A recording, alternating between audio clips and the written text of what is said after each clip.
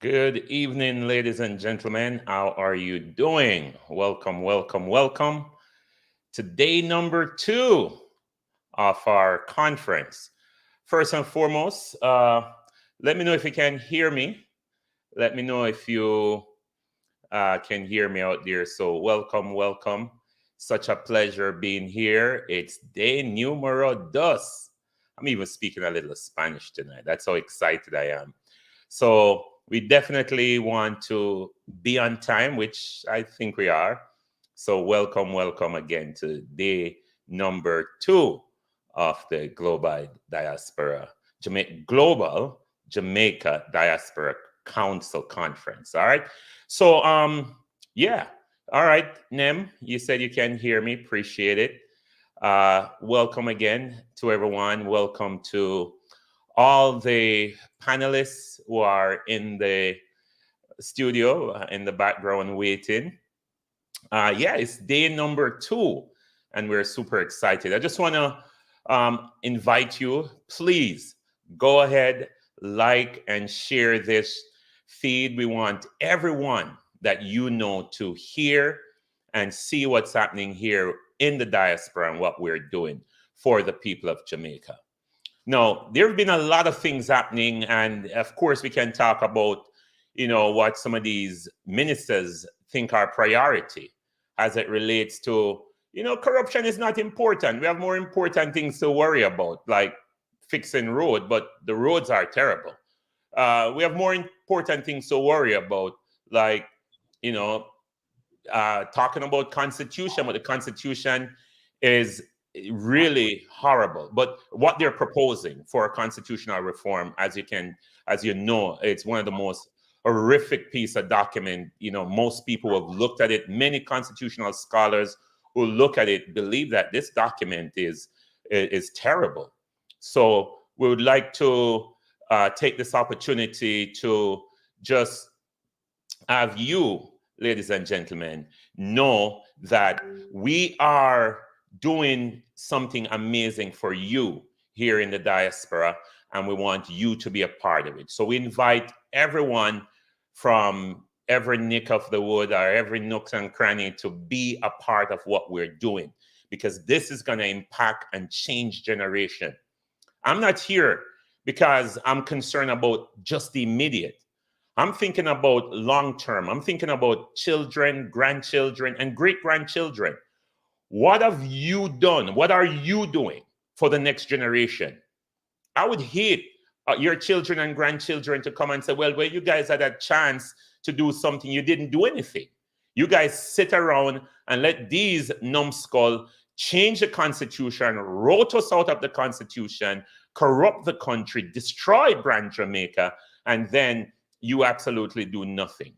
Well, we're not going to let that happen on our watch. That's why it's important for us today to focus on what is primarily the most important thing that we can do, which is to start the drum roll. We are starting a conversation. We are the ones that's going to start this thing in an embryonic fashion so we can bring forth the outcome that we're looking for.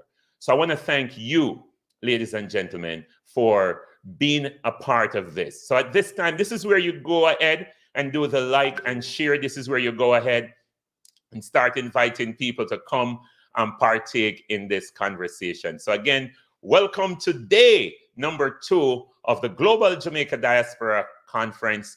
And we're bringing it to you in virtual style. Now, later on, some of our panelists will tell you about what happened down there in Jamaica and what happened in Montego Bay.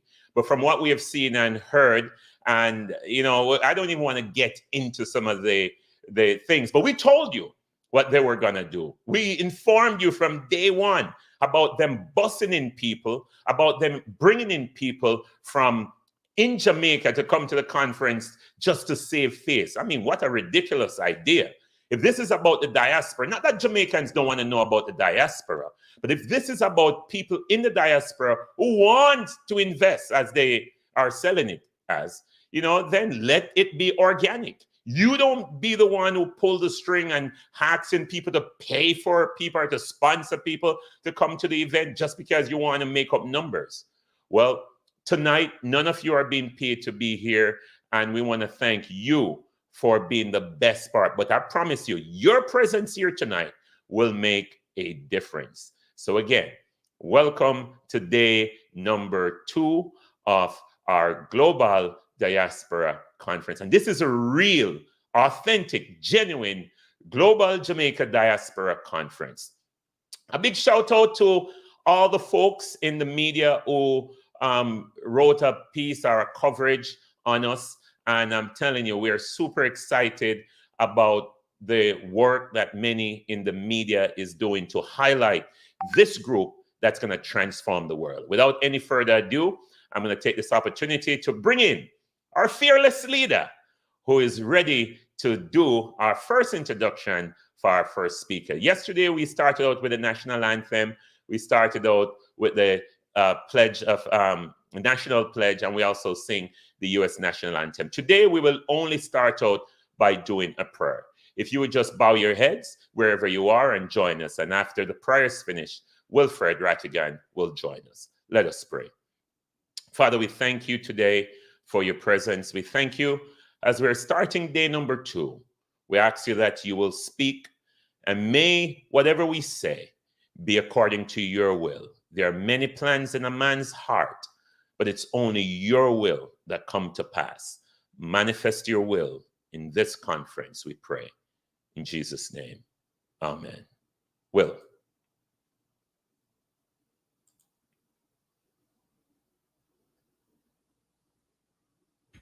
Yes, good evening. Good evening, good evening, good evening, everyone. Thank you, Mr. President. You know, last night was epic. It was glorious. And you can tell from the responses, people were extremely happy that we had a chance to sit down and go over some of the maladies of Jamaica, some of the things affecting Jamaica. And the one that we started out with was beach access. And people were very, very surprised by some of the things they heard last night, because they didn't know that the government is in a position to change all of these colonial laws to ensure that our people will have access to the beaches, and that they've simply refused. And they can't say they didn't know, because Professor Taylor is in court with them right now. 4 cases concerning beach access. So I want you to go out and tell your friends, your family members, your neighbors to tune into the program and listen to the things that we have to say, because we're here discussing real issues regarding real people, and we're providing real solutions. The government, we don't hold back, because like we said, our job is to ensure that government, whoever is the government, is to ensure that they take care of the people, that they fulfill their promises. And if we don't stand up when there's a need for course correction, then trust me, the government is not going to change its course. It's just going to continue the way it's always continued. And that's why we have to be that buffer. We have to be that impediment to their free reign of corruption and nepotism and cronyism and all the other isms that affect the people of Jamaica. So last night, was a rousing start. I heard President mention that. Yeah, they've managed to card people in, and they're going to pay a fee, and they're going to come to light, because just less than a few days ago they had, and we knew this was going to happen. They had just a few hundred people, so they bust all of these people in. But here's where the rubber going to meet the road. All of the sponsors and the people who who lease up the booths and the tables, because they're expecting people to come and spend money. when money is not spent, that's when you're going to hear the complaint. Say, boy, I pay all this money because I'm tell me, so now bringing a big crowd, a big spenders. Yeah, I'm bringing a big crowd, but some of them are from my neighborhood. Some of them are my neighbors. Some of them, see them work down the street. You know, them don't have the wherewithal to buy the kind of things that we're selling. They can't invest. So, and then somebody sent me a picture this afternoon and showed me like a half empty room. So they bust a whole lot of people in. But it not really matter to us. Numbers don't really matter to us. What matters to us, results, production, effectiveness, efficiency. Those are the things that matter to us. So if they want to bring in 1 million people at the end of the day, we must see how, you know, those people can contribute to the development of Jamaica, starting with the people, not with resources. You start with people, and then you use people to develop resources. So that was my comment regarding last night. No, listen, our first guest is no stranger to this program. And let me bring in Mr. Vumva V. And I see where we also have, hold on one second. Oh yeah, Herb is right here. Yep. Yeah. So that's where we are. But before I bring in our guest who needs no introduction, but I'm going to introduce him anyway. You know, he's been on the program several times. He's a wealth of knowledge, and he speaks to kings and as well as the common man, and everybody understands. He's not afraid to give credit where credit is due. He's not a partisan in the sense of the word, like some people where, you know, if you support a party, that party can never do wrong. He's not that kind of person. But before we do that, I just want to play a quick video about leadership and make a few remarks about the leadership that we have in Jamaica, or the lack thereof. Leadership is about moments. And what makes great leaders is how they rise to the moment of leadership. You see, you can't lead until the moment actually arrives to lead. It's not built into the ether. It's the moment to lead that's important. The challenge with many of us is when that moment arrives, we question, we doubt, we obfuscate. We go, me? No, not me. What about so and so? Why don't they do it? Why don't they say it? Or worse, we make that terrible statement. It beckons often at the back of our heads. It's like a resounding, grazing, nasal chamber. Why me? Why you? Why not you? Yes, folks. Why us? Why not us? Because nobody's going to do it for us. Nobody's going to do it for us. We have to do it for ourselves. And we've seen that we can't trust this government to do anything that it's promised. So, without further ado, let me introduce Professor Canute Thompson. Now, Professor Canute Thompson is a professor of education policy, planning, and leadership at the University of the West Indies. And he's also the project director of the university's Governance Recommendation Implementation Committee. Big title. Essentially, he's saying that when things need to get done, he's one of the people that they go to get things done. He's the author of 8 books, 18 journal articles, and over 200 newspaper columns in which he discusses a variety of issues on accountability, corruption, development, education, justice, and leadership.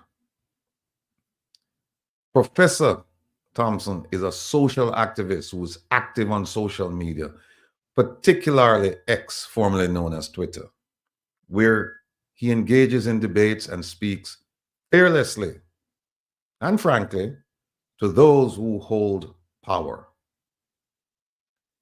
Professor Thompson's scholastic achievements include the 2023 Principals Award for research activity generating the most funds made to the Caribbean Center for Educational Planning, which he headed.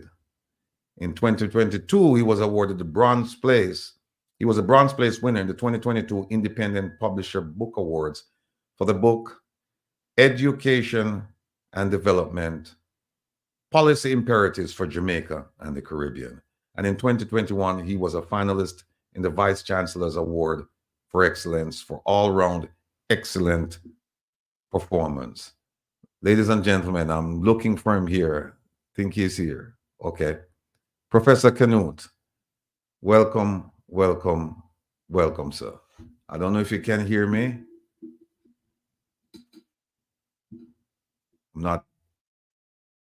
His mic is muted and I don't know if he's having difficulty. Let me see if he sent me anything.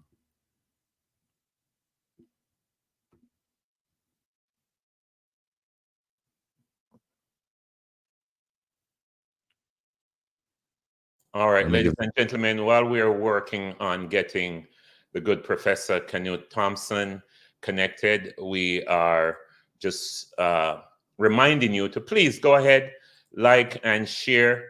We are working on getting this connection going with the good professor. And so we have 400 plus of you right now. Please go ahead, share it on your social media. Go ahead and let's get the ball rolling, because as you know, your participation is what's going to make this very successful. I know many of you have been asking us for an opportunity to donate and participate. Remember, you can always go and visit the website, the ojldf.net, where we can take your donations. You can get more information about the foundation and what we're doing. I think we have Professor Canute here with us, and we're going to bring back on stage our trusted leader and our guests.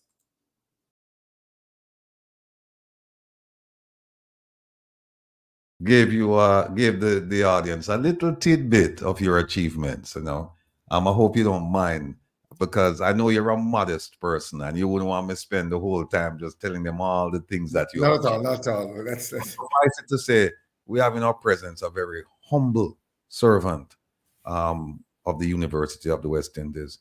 He's one of the people responsible for engaging the minds of our minors so that they truly can become what we so proudly pronounce all the time, the future of the nation. So, ladies and gentlemen, without further ado, Professor Canute Thompson. Welcome, sir. Thank you very, very much, my good friend, Mr. Ratigan. Thanks. Good evening, Mr. President. Good evening to all your listeners across the world, across the diaspora. It's my real privilege and pleasure to be joining you this evening for this important conversation. And I trust that what I share tonight will find useful pathways in your advocacy as you go forward. I want to talk about some issues related to education this evening. I want to address what I call two hot button issues relating to the condition of the education sector. And then I'm going to go on to speak more substantively about a vision for education in Jamaica. I don't know if I have privileges to share a screen. If not, I'll just proceed. The first issue I want to highlight.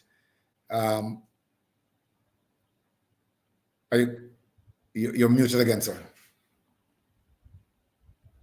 Yes, you do have the option to share a screen. Just click present in the center of the screen below you, and you'll be able to stream. All right, thank you. I'm not seeing, is this it? Picture in picture? No. I'm not seeing that. Yes, right center of the screen at the bottom, all the way at the bottom to the center. Of the center.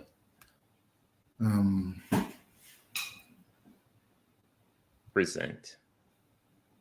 Not seeing that at all. If not, you may proceed, sir.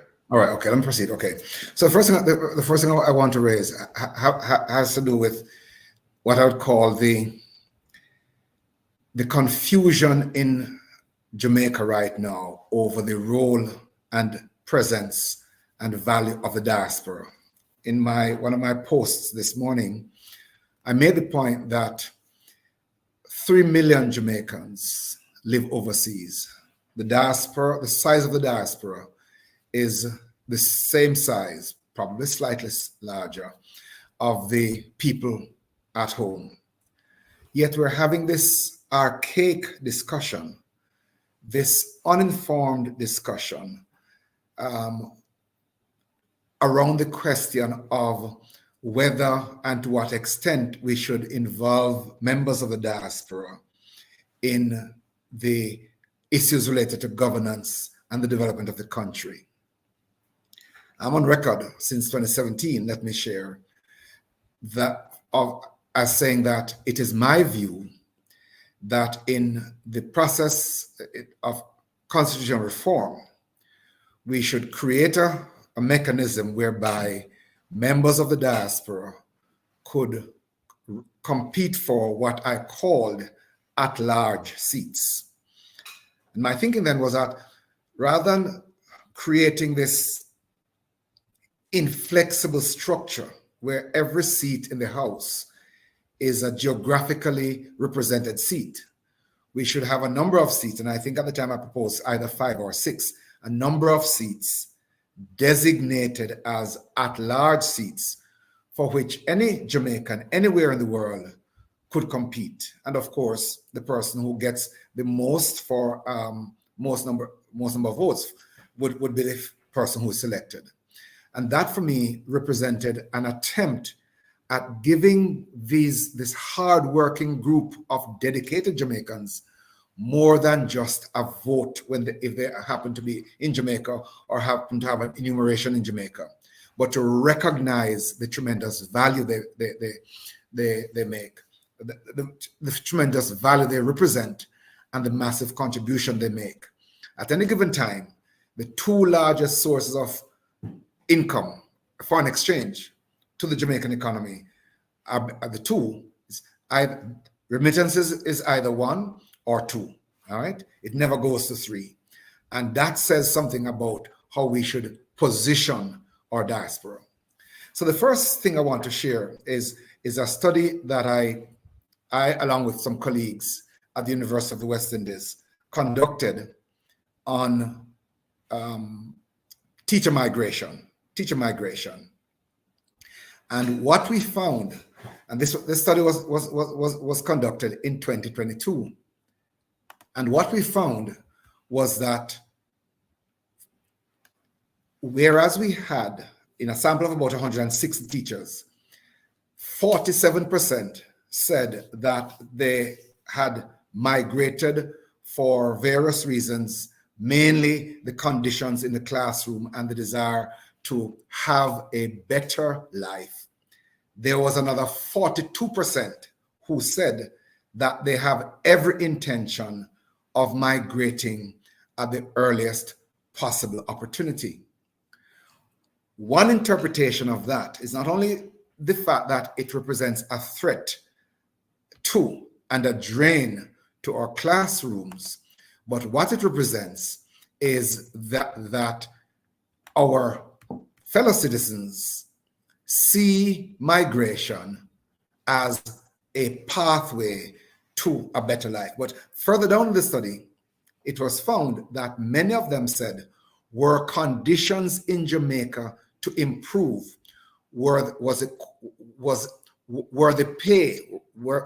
if their salary were better, they would stay. If conditions in the classroom were better, they would stay. So what it says is 2 things. A, that migration becomes an attraction because of people's search for improvement in their quality of life. But it also says that those who go retain a desire to be close to their homeland, but for an improvement in the quality of life back home. And so my view is that the virtual demonizing of members of the diaspora, while at the same time making these demands and expressing these expectations for them to contribute to the development of the country, is a kind of schizophrenic behavior, a kind of political disjointed reasoning, and lacking in clear conscious public policy about the importance of migration in a connected world. This is not the 18th century or the 19th century. This is 21st century.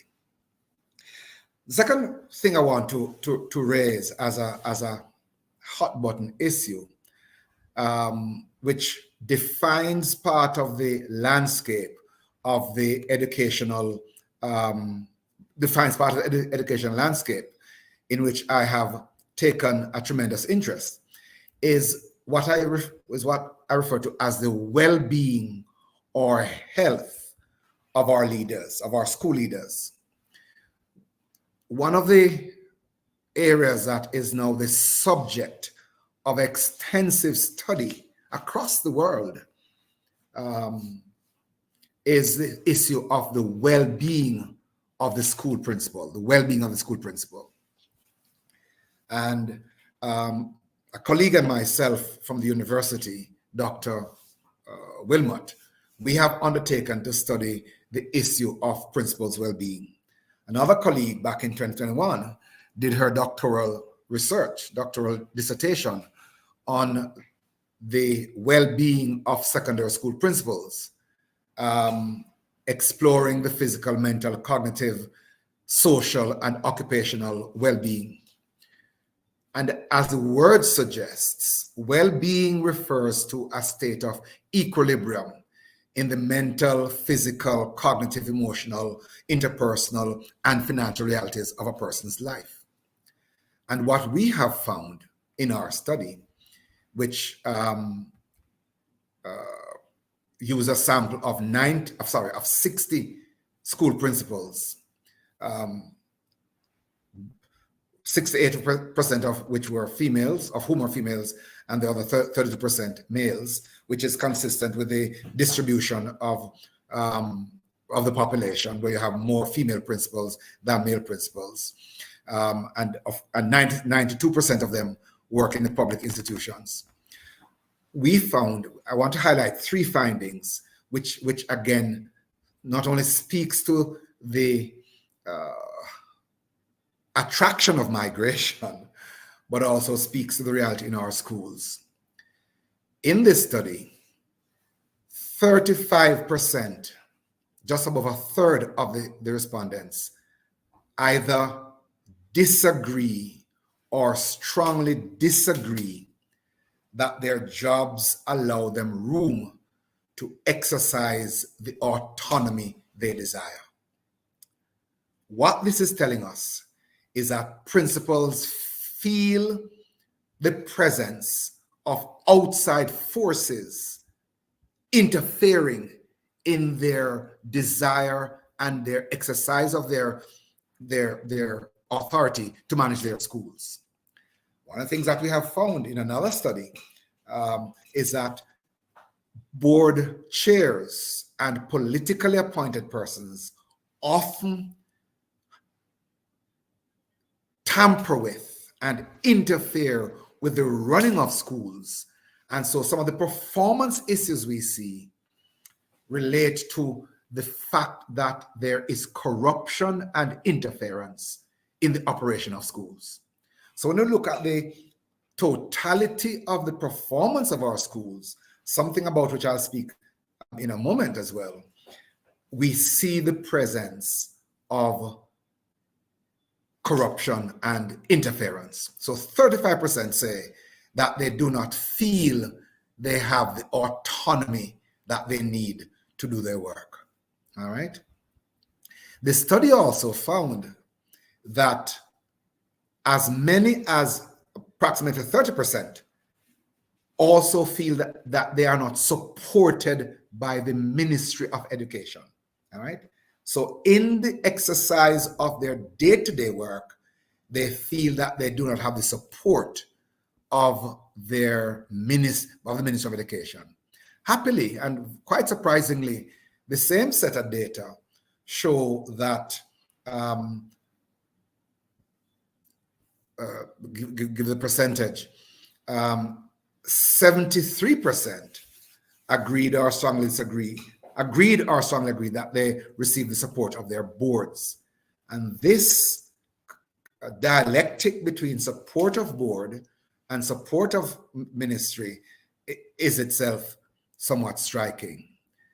The final bit of data I would share with you from this study is that these principals who express this view, the majority of them have been on the job for in excess of 5 years. So these are not rookies who are out there struggling to find their feet.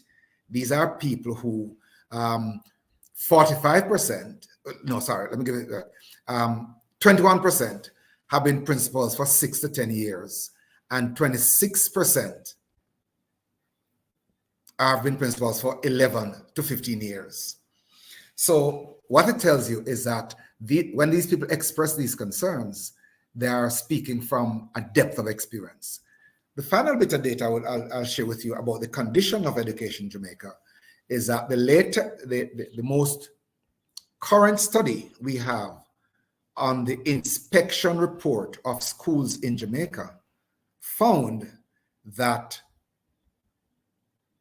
55% of schools were operating unsatisfactorily. So that tells us that there's a good amount of work to be done in transforming our education system. You would be aware also of the Orlando Pattison report, which found that 40% of our students, about 40% of our students are attaining the requisite levels of performance across English and math. And only 27% of our school-leaving population goes on to tertiary education. So that is a kind of summary of the state of the educational reality in Jamaica.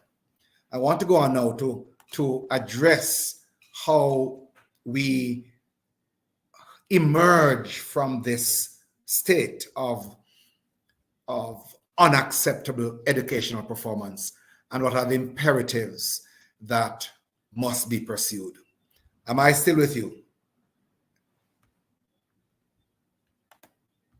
Am I with you? Oh, yes. We're all enjoying it. You're doing a great job. All right. If you want to come, we can come out and join you, but we're here.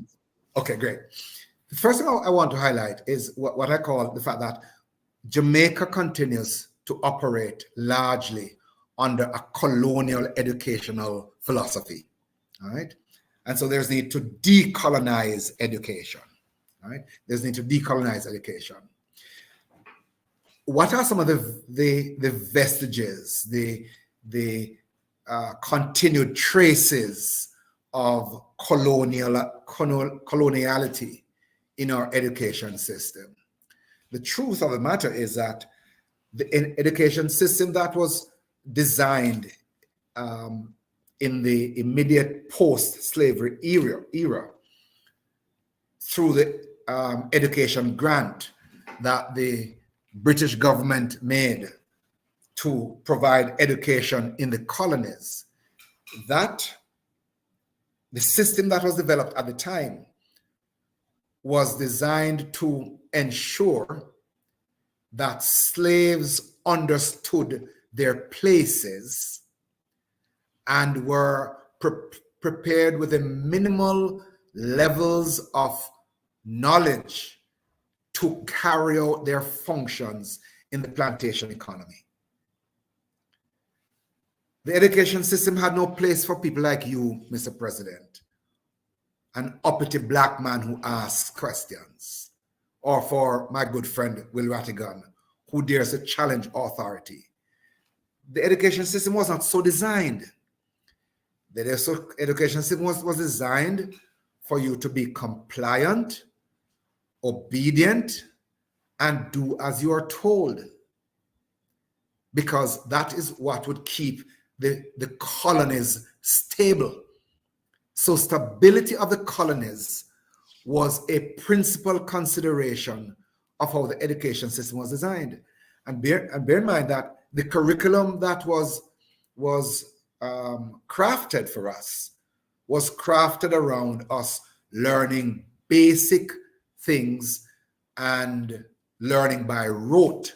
So critical thinking, original thinking, creativity, question posing were never part of that system. In fact, if a child began to ask too much questions, he's seen as disrupting the class. He must just be silent and take notes. That is how the education system was designed.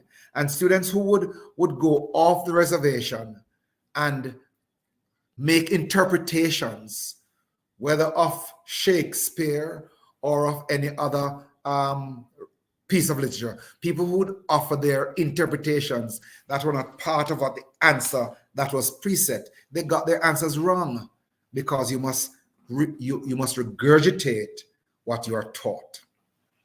And so my friends Bevitt and Levitt in 2009 argued that despite the exposure of many post-independence Caribbean nationals to education, whether here in the Caribbean, here in Jamaica, or in London, where many went to get scholarships, their application of teaching and learning remained largely tied to what they were told and what they were taught.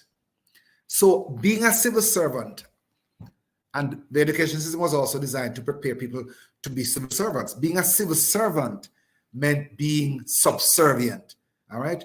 And your only response when given an instruction is, yes, minister. Daring to say, but minister, could put you in big trouble. And everything you did must protect the minister. So no matter what kind of shenanigans the minister going on with, no matter how much errors he or she makes, how many false bit of information or malfeasance goes on, you must protect the minister. So you must be willing to take the fall, if necessary, to protect the minister. And Hilton and Fraser, and Potter and Hilton and Fraser in 2022 contend that the strictures of colonialism continue to impact the educational leadership and educational system in the Caribbean. The ex-slaved continues to be the enslaved. And when you see how civil servants today deny knowing what they know in order to ensure that the minister looks good, that person, Will Rattigan, who said, well, I think it's a media house, well, at least the media house got it, but it could very well be a civil servant who took that picture of that largely empty room at this diaspora conference here in Jamaica and sent to the media. If the government ever find out which civil servant did that, they're on their way tomorrow, because they should not do anything that exposes truth. All right. So I'm saying that the colonial education system continues to pervade in Jamaica. And we see that coloniality not only in how we teach and how we learn, but the kinds of personalities that the system seeks to produce, which are people who are compliant, obedient, and who subjugate their critical thinking capacity to the wishes and whims of those who hold power. And what do we see as a consequence of that? What do we see as a consequence of this perpetuation of the slavery colonial thinking in our modern era? I could just give some examples, and later we could look at the data. Low levels of GDP per capita, low levels of innovation, low levels of tertiary participation, high levels of crime and violence, underutilized natural resources, high levels of cheap labor, right? And the failure to maximize the potential for in the areas of sports, and the contribution of culture and the diaspora. So let me come back to the diaspora. Let me offer you an interpretation of what we are seeing in how we are discussing the issue of dual citizenship and the diaspora. People and people like Francis and Rattigan have made it worse, quote unquote. You guys are daring to challenge the authority. And because you have gone overseas and have learned a thing or two, the thinking goes, you're daring to question a minister or expose corruption. Who are you? The thinking is. And so because the diaspora now represents a horn of courage and a forehead of information and a chest of confidence, ready to question things that are not in the best of the country, the diaspora is now seen as the enemy. Diaspora is now the enemy. And so anything that will serve to belittle those who do not fall in line is going to be the new political strategy. And that, I suggest, is one of the most potent manifestations of the colonial thinking that has infested the minds of our leaders. So when I talk about decolonizing education, my good friends, I'm not talking merely about the processes of teaching and learning in a classroom in downtown Kingston or Washington Gardens or Waterhouse or South St. Elizabeth. We're not talking merely about the classroom. We're talking about challenging our leaders to a higher level of mutuality, to a higher level of a perception of equality, where they recognize that they must engage the citizens not as subjects, which is a term out of the colonial era, not to engage citizens as mere second class, which is what they want to do with members of the diaspora, but to engage citizens as equals. And that the leader, those who currently hold power, are merely there at our behest for a time to serve us and not to serve themselves. That is the decolonization about which I'm speaking. Coloniality is based around the human beings in the realm being subjects of the king. And decolonizing education also means decolonizing politics, decolonizing economics, and decolonizing culture from one in which we talk about the ruler and those who are ruled to one in which we talk about all of us being equal and all of us having a say. I just want to highlight a couple of things about how the colonization of our education system is manifested in particular social ways. Jamaica continues to have the highest rates of murder per capita in the Caribbean. Right? What does that tell you? What does that tell you?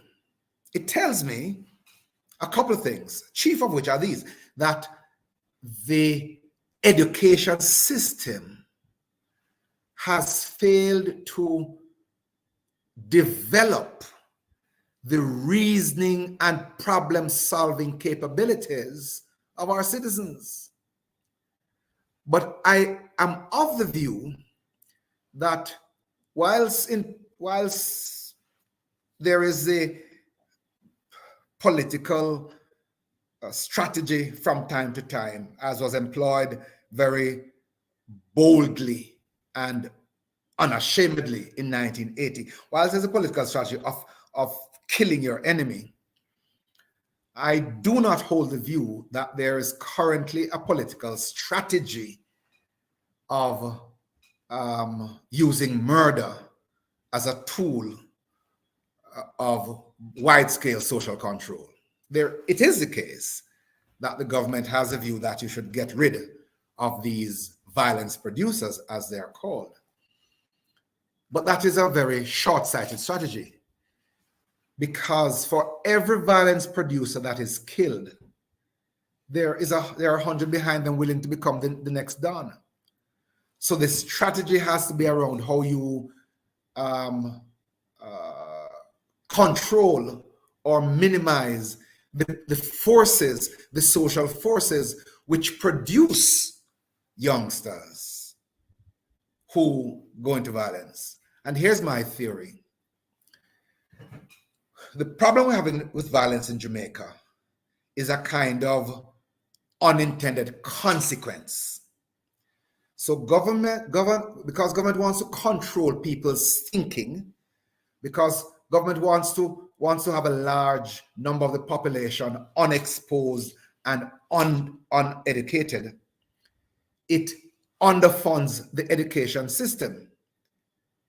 The consequence of that underfunding is not that you have some untrained, unskilled youngsters who just come out and just sit down and depend on the state. No, these untrained, unskilled youngsters decide to find alternative means of surviving.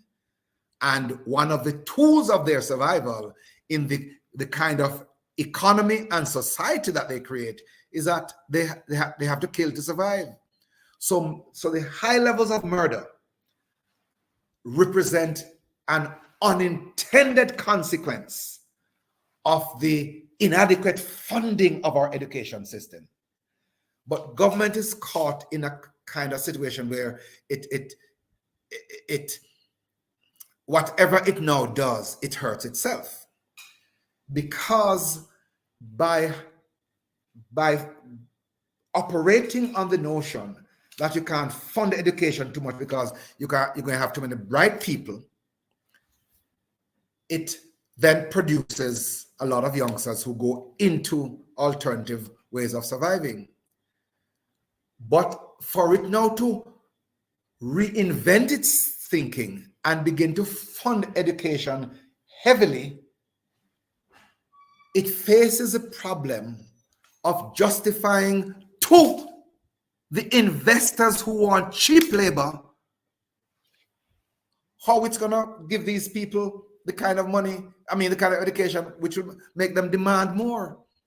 So part of the colonial, might I say, continuation is that the system requires us to produce undereducated, slightly educated people who will only qualify for minimum wage, because that serves the interest of the call centers and other places that benefit from cheap labor. So high levels of murder, high levels of homicide is one of the consequences of our colonial education system. But government is now caught in a situation where reversing that means that it must stand up to the powerful who desire cheap labor. So the education system produces two sets of undesirable outcomes. People who largely only qualify for slave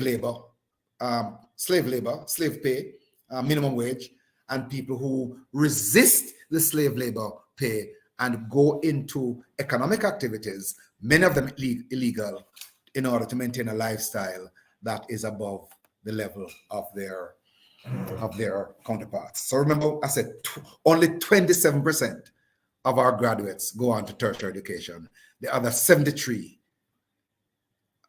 are the ones earning the minimum wage, such that when government in 2016 introduced the revised tax-free threshold, the famous or infamous 1.5, only 78,000 of a workforce of 1.3 million, listen to me, of a workforce of 1.3 million, of which 10% would be 130,000.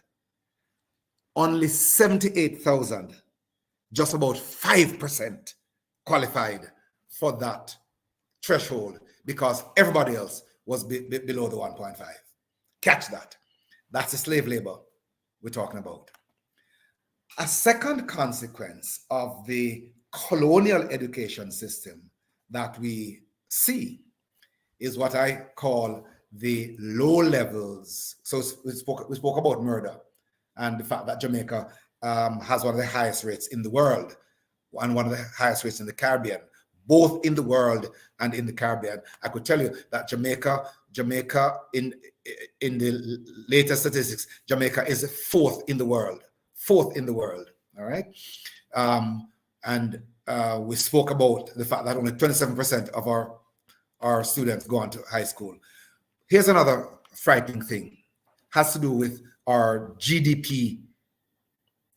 China, which has a population of 1.4 billion, has a GDP of 11,000, which is low compared to some countries, compared to, say, Denmark, which has a GDP per capita.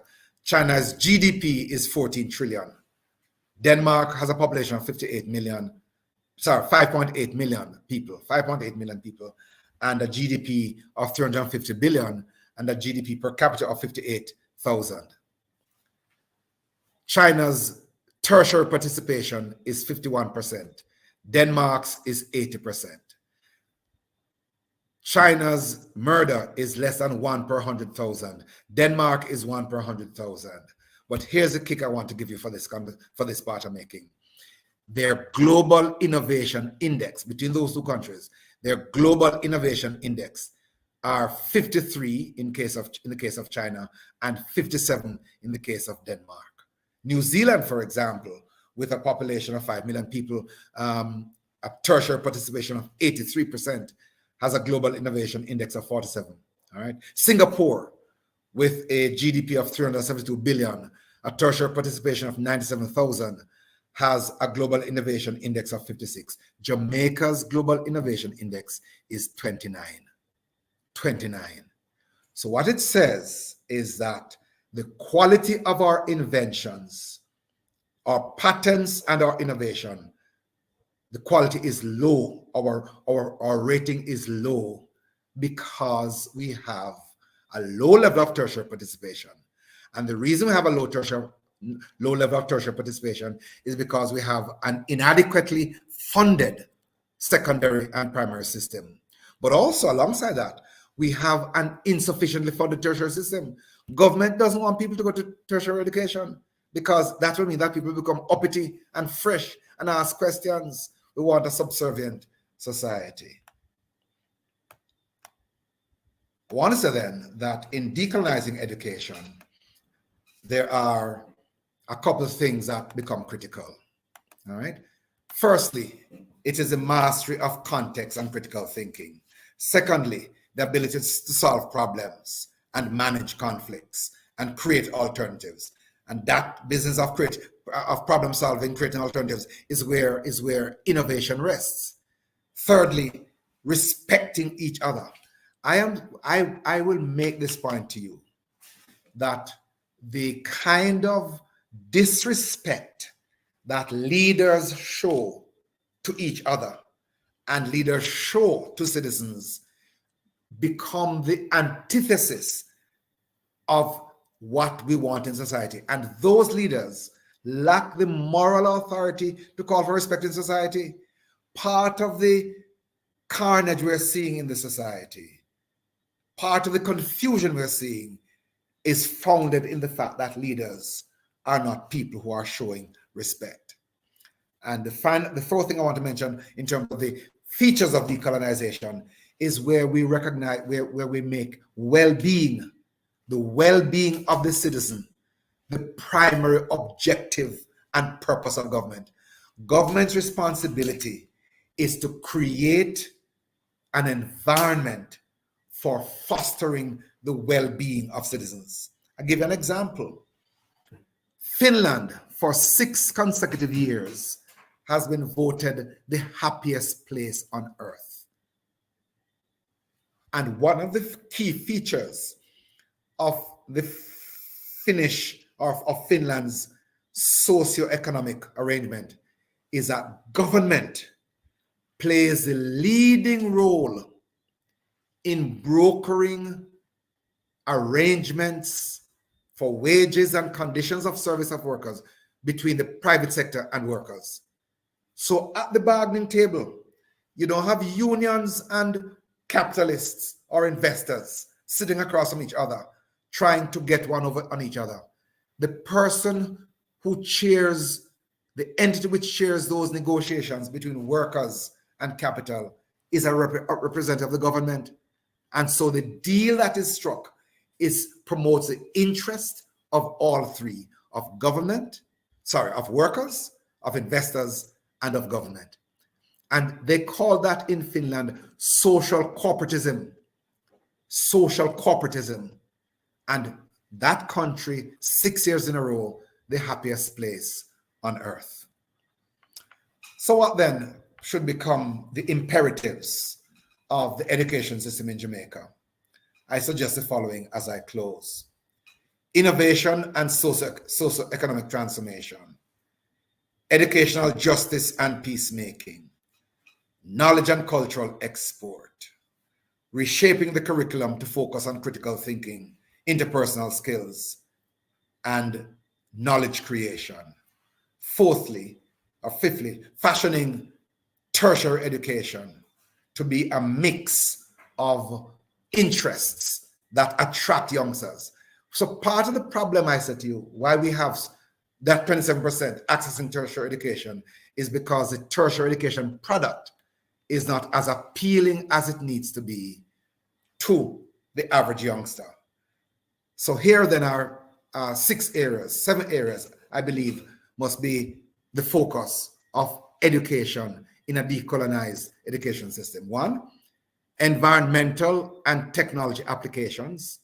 2, e-commerce. 3, internet publishing and broadcasting, smart media. 4, solar power and renewable energy. 5, agriculture and food safety. 6, biotechnology and artificial intelligence. 7, cybersecurity. And 8, financial services. Those, I believe, are going to make the difference in how we restructure and decolonize our education system in Jamaica. I thank you. And decolonize. Thank you so much, Professor. We appreciate your presentation. At this time, we're going to invite the panel so much, Professor, to come on and see if we have any questions for you. We'll bring in our illustrious panel to join you in this conversation. I yield back to Wilfred. To join you in this. You're having a feedback. You're having a repeat. Am I? Yes. Yeah, we're having a feedback. Okay, go ahead. Doc, I want to thank you for providing that. And I know you could go on for days on this subject, but what I think we've just heard is the macro view, the overarching view, the view from 30,000 feet regarding the state of education in Jamaica.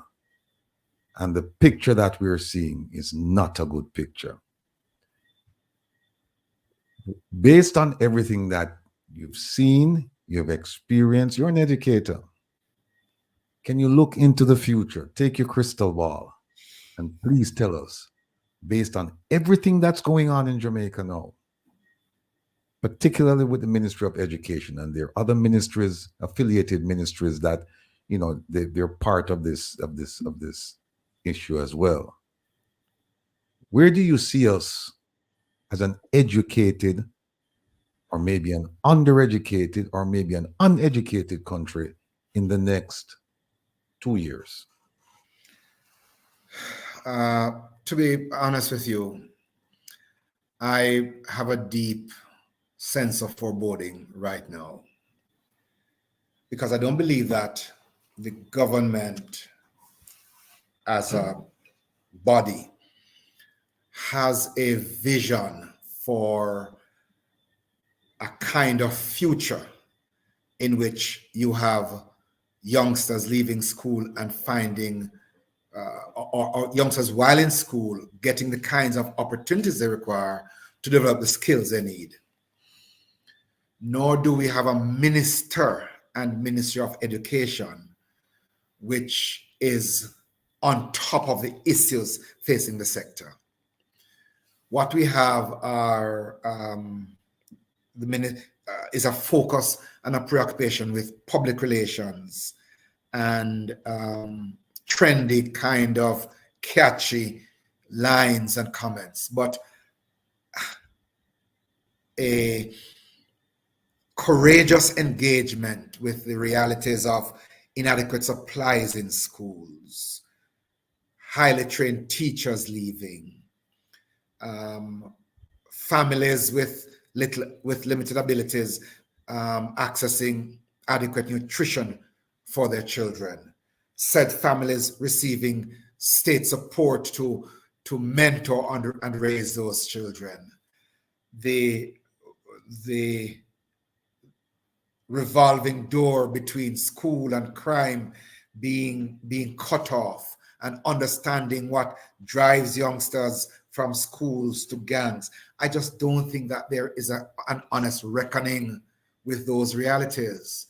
And if I am correct that there is not an honest reckoning with those realities, we're going to be having this conversation 5 years from now. All right, just think of what it is, that less than 3 in every 10 students who leave high school go on to post-secondary education and training.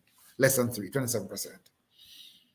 The government currently spends about 13% of the budget on education. The Minister of Finance will try to put it differently by excluding what we get in grants and loans and focus on what we're collecting taxes, and presents that about 20% of the revenues are spent on 20% is spent on education, somewhere in the region, as it boils down to about 6% of GDP.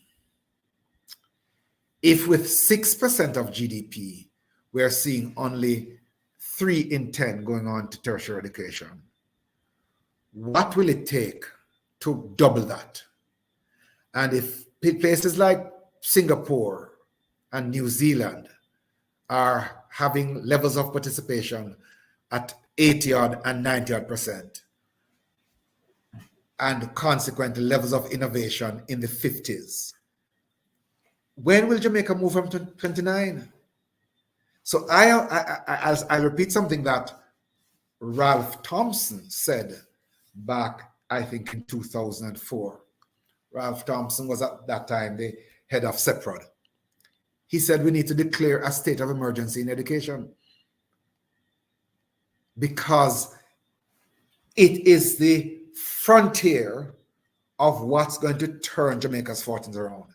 And it won't happen in 2 years, by the way, but there has to be a strategy of moving the access from 3 in 10 to 6 in 10 in the next 10 years. And that means heavy funding.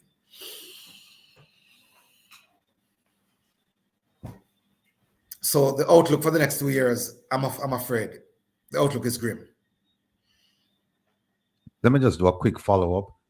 OT in the chat made the point, and it's well worth restating.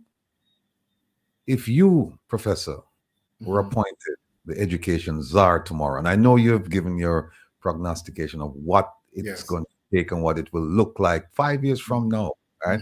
But let's say you're given the mantle of power and direction and influence in the ministry, and they're saying, here is everything, here are the resources you need, go make it work. What's the first order of business? Okay. The first order of business would be to ensure that every school has these three resources. In respect of teaching and learning, that their labs and other areas are adequately supported.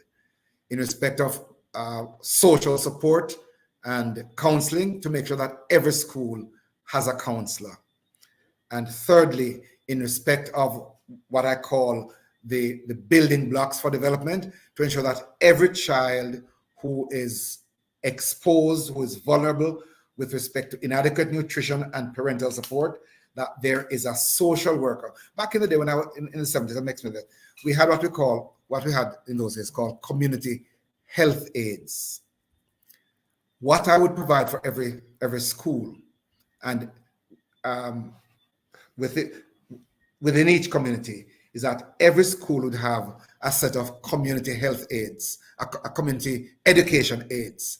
And these education aides would perform three functions.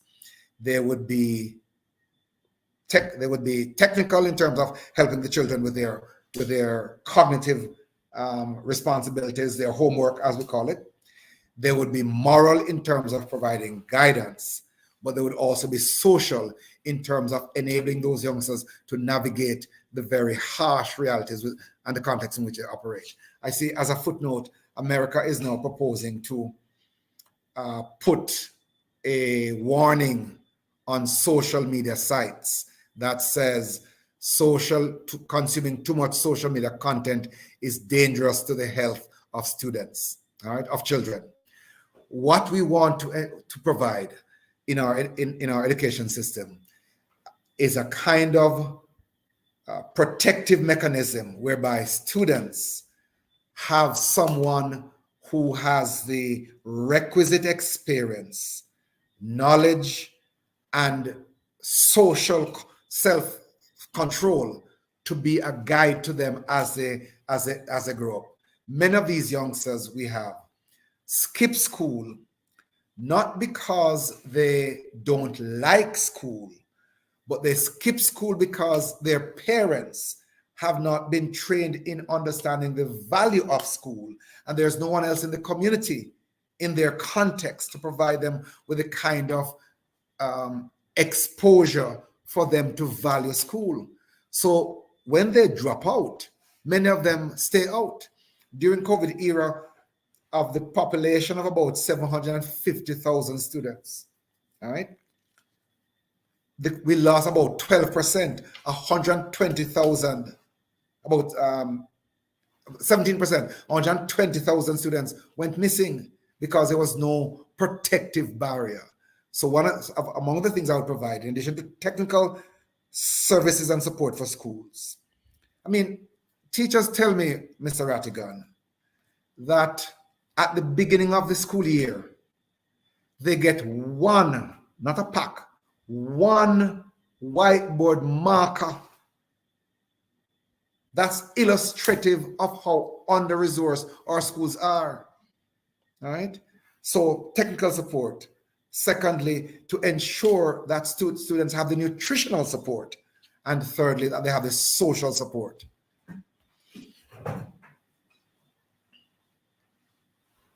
Thank you, Prof. Prezi. Just let me know if it's still getting that feedback, so I can make some. Feels good now. Sounds good now. Just let me know. Perfect. We do have the rest of the panel here. We know, Herb, you're an advocate for education. Jeffrey, you've been all over it. But Dr. Rupert, getting feedback again. We know, Herb, you're an advocate for education. Dr. Rupert, you've been a professor teaching in school for many years. Dr. Rupert, what do you think of Professor Thompson's presentation, and what are some of the ideas you think the government is lacking in getting Jamaica on the path to becoming a modern society focusing on technology and innovation, and also using the tools that are available to educate our youngsters? Mr. President, people were observing us, but I should say first, Professor Canute Thompson, you are a breath of fresh air, as they would say, because as far as I am concerned, as an educator myself, you know, I couldn't have said anything better. Jamaica suffers from a lack of early childhood education, both for the child and the parents, as we know. I grew up, and I'm not ashamed to say that as a barefoot boy.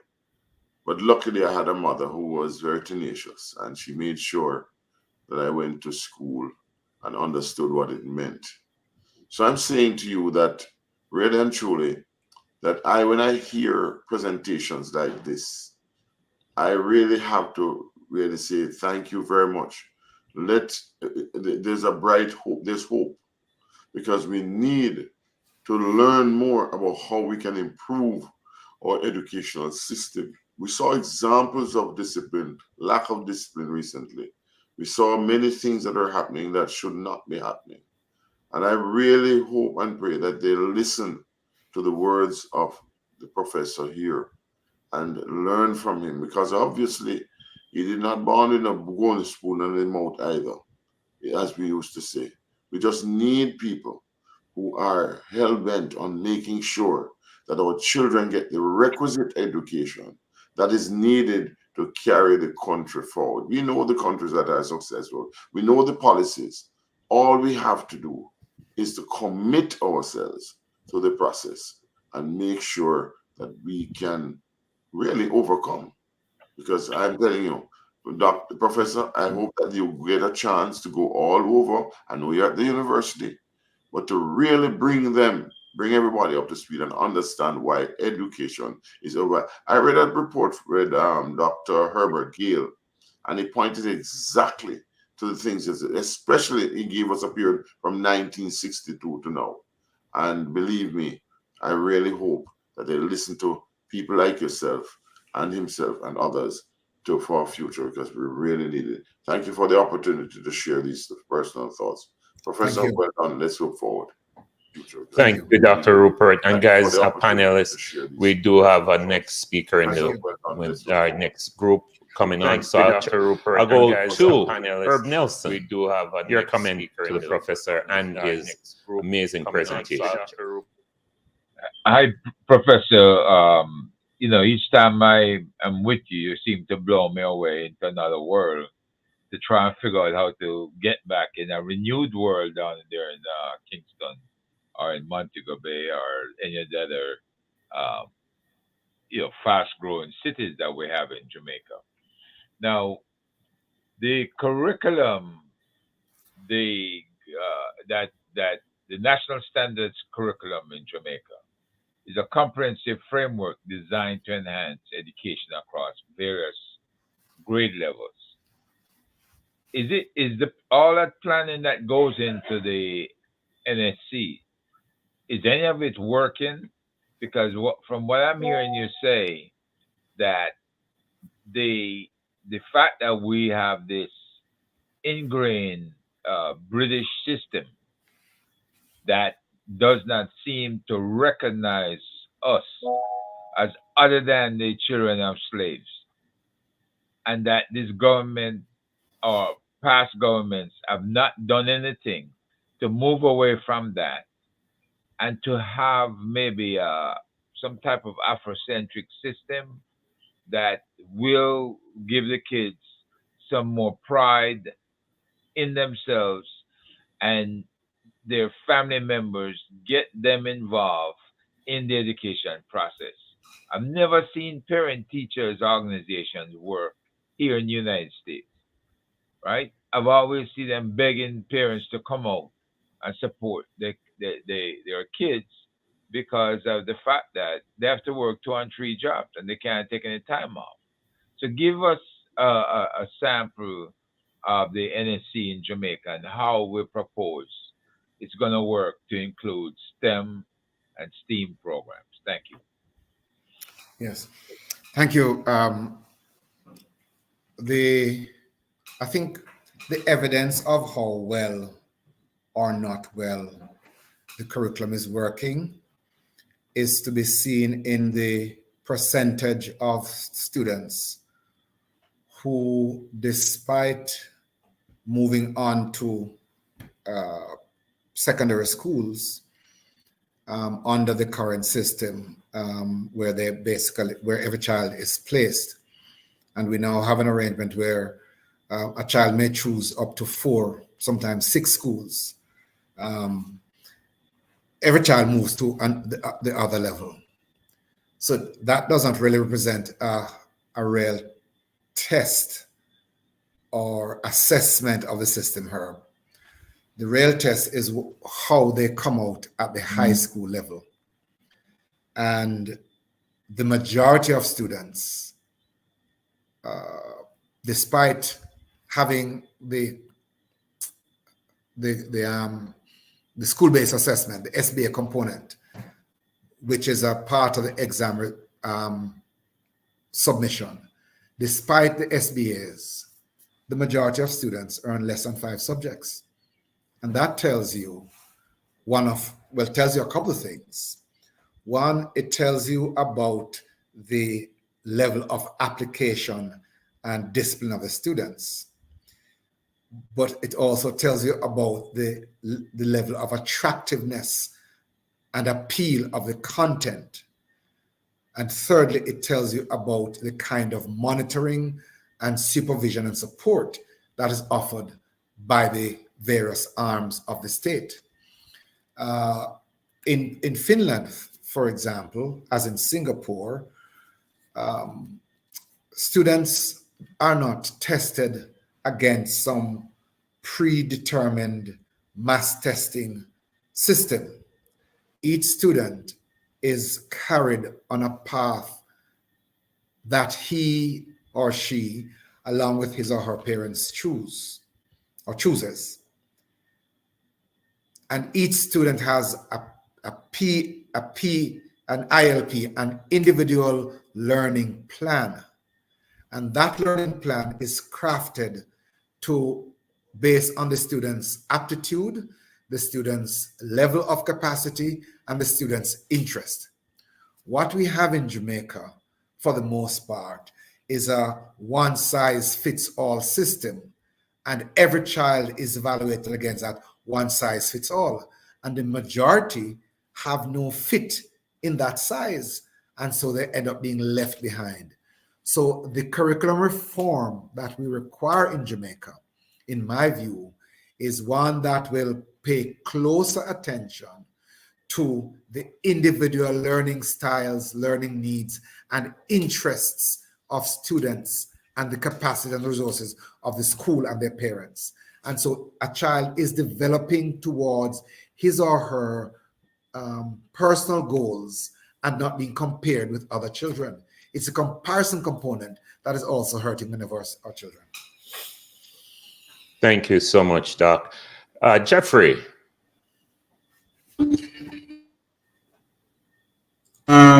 Esteemed panel and His Excellency Sir Wilfred Radigan. Mr. President, you have been doing a great job, sir. Professor. Yes, sir. When I listen to you speak, sir, I think Jamaica needs more people like you who can go down in the gutters of Jamaica and speak to our people, sir. Because I don't hear you use any highfalutin word of fundamental and hypocritical and democratical. You use the words that our people can understand. Well, why are you laughing at me, man? You know? And Professor, I lift my hat to you, sir. And I must say, continue doing the great work. I think it's people like you that need to go around the country to teach the Jamaican people about our Constitution and the Charter of Fundamental Rights and freedom in this country. You're a person who I will listen to any day. And I will listen to you for hours. I must say, continue doing the good work that you're doing, sir. And I'm just giving you a comment that, I don't really have a question of such, but based on what you did, the presentation you did tonight here on Regent Rattigan about what is going on in Jamaica, I must say to you, sir, you did an excellent job. And people like you, we need more to hear from. Thank you. Thank you. If I might, although you didn't ask a question, there's a quick comment on an observation made by one of your guests in the chat about the teachers' colleges. I agree that part of the reform and transformation will be in how we reshape the curriculum of teachers' colleges. I think the time is up. Thank you so much, yes, Professor Thompson. Your presentation is archived on YouTube, and many over the years will go back and see this excellent work that you have done. On behalf of the entire Diaspora Conference, we appreciate your participation, and we thank you for being here tonight. Thank you. Thank you. Ladies and gentlemen, thank you so much as we continue our conference.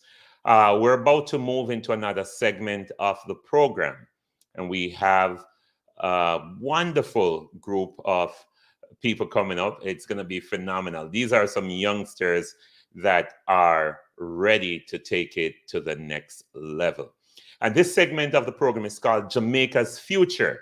So you're going to listen to our youth provide an honest assessment and solutions to the challenges for success in Jamaica. This panel will include Akeelim Hamilton, Dervin Cochrane, and of course, Donna Yearwood. To do that, I would like to introduce a wonderful friend of mine who will be coming to do the introduction. And let me tell you this, she is amazing.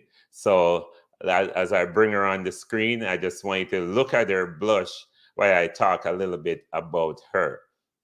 Now, this you're seeing here is none other than Dr. Nashika Jackson Ogilvie.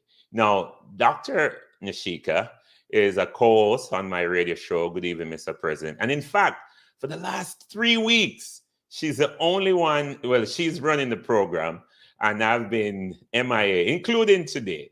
So I want to thank Dr. Nashika for the excellent work that she's been doing. But enough about the radio show. Let me tell you a little bit about this amazing woman.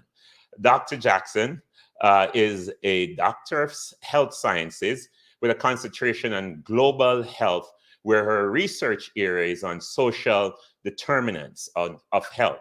She was born in Kingston and raised in Clarendon. Dr. Jackson now resides in Florida. She is also a licensed nursing home administrator and, of course, an associate college professor. Without any further ado, she will be introducing our panelists. Dr. Ogilvie. Well, thank you so very much for that warm welcome, Mr. President. So as you said, we have 3 panelists today. The first is Dervin Cochrane, is a current doctoral student at the University of the West Indies, pursuing a doctorate in educational planning and social development. His background spans both education and law. He has a dynamic work experience in both public and private sector. His previous degrees are a first degree in special education, which is a bachelor's of education, a bachelor's of law degree, and a master's in educational and leadership administration. So that's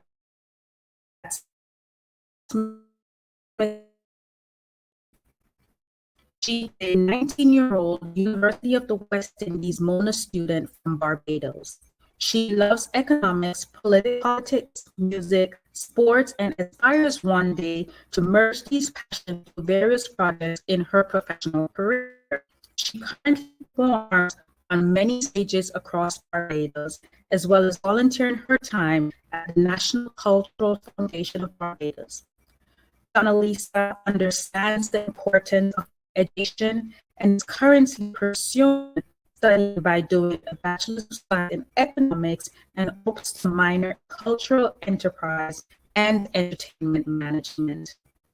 Lastly, we have Akeelim Hamilton, Bachelor's of Law graduate from the University of Technology, a social and political activist in Jamaica. He believes that endless possibilities lies within the human, within the humans. So there you have it, ladies and gentlemen, our three panelists for the night. Back to you, Mr. President. And we want to thank Dr. Jackson for our presentation. I think we're missing one of our panelists, Akeem. And I know Will is working on getting him to join us here. Dr. Jackson and myself are pleased to have you, Akeem and Donnelly. So let me start. I always say ladies first. So Donnelly, we're going to go with you first. Tell us a little bit about you, Miss Donnelly Yearwood. Who is Donnelly, and what would you like people to know about you? Well, first of all, hearing my accent, it's a bit obvious, just a tad bit. I'm from Barbados, but I study in Jamaica, and Jamaica is very close to my heart. This began when I did a student exchange in Jamaica in sixth form. But I'm currently an economics student, but I love music and I love to perform. And education, this is something not a lot of persons know about me, but education is very, very dear to my heart. I actually tutor young children at the current moment for about 3 years now, and I recognize the importance of education and how it can build a society and build a community, and how it can help the Caribbean at large, and especially Jamaica, to improve its economy and its welfare of its citizens. Thank you so much. Thank you so much, Donna. All right. We have next on the list, Mr. Akeem. How are you, sir? Tell us a little bit about Mr. Hamilton. I am great. I am a forever 22-year-old. I love law. That's where I have my degree in. And I'm quite excited about politics. Specifically, I want a better Jamaica. I'm quite invested in creating a better Jamaica from what I have experienced to where I know it can get to. Especially the education system. I have tutored when I was in college, and a little bit after that, tutored maths, which was kind of a struggle, but they did get on. So that's it really. Thank you so much. We appreciate it. And tonight we are super excited to hear you guys talk a little bit about some of the challenges you're dealing with. I'm so sorry, but we're missing one of the panelists, ladies and gentlemen, and Wilfred is working hard to get him to join us here. I am not sure how long it will take to get him, but let me bring Will back in. Sir, if you could provide us an update. Yes, he's having technical difficulty. He said he's gonna. Is that him? No, he said he's gonna try and join us as soon as possible, but he's having some difficulty. But he hopes to be here momentarily, and that might very well be him right there, Cristiano. Not sure. All right, thank you.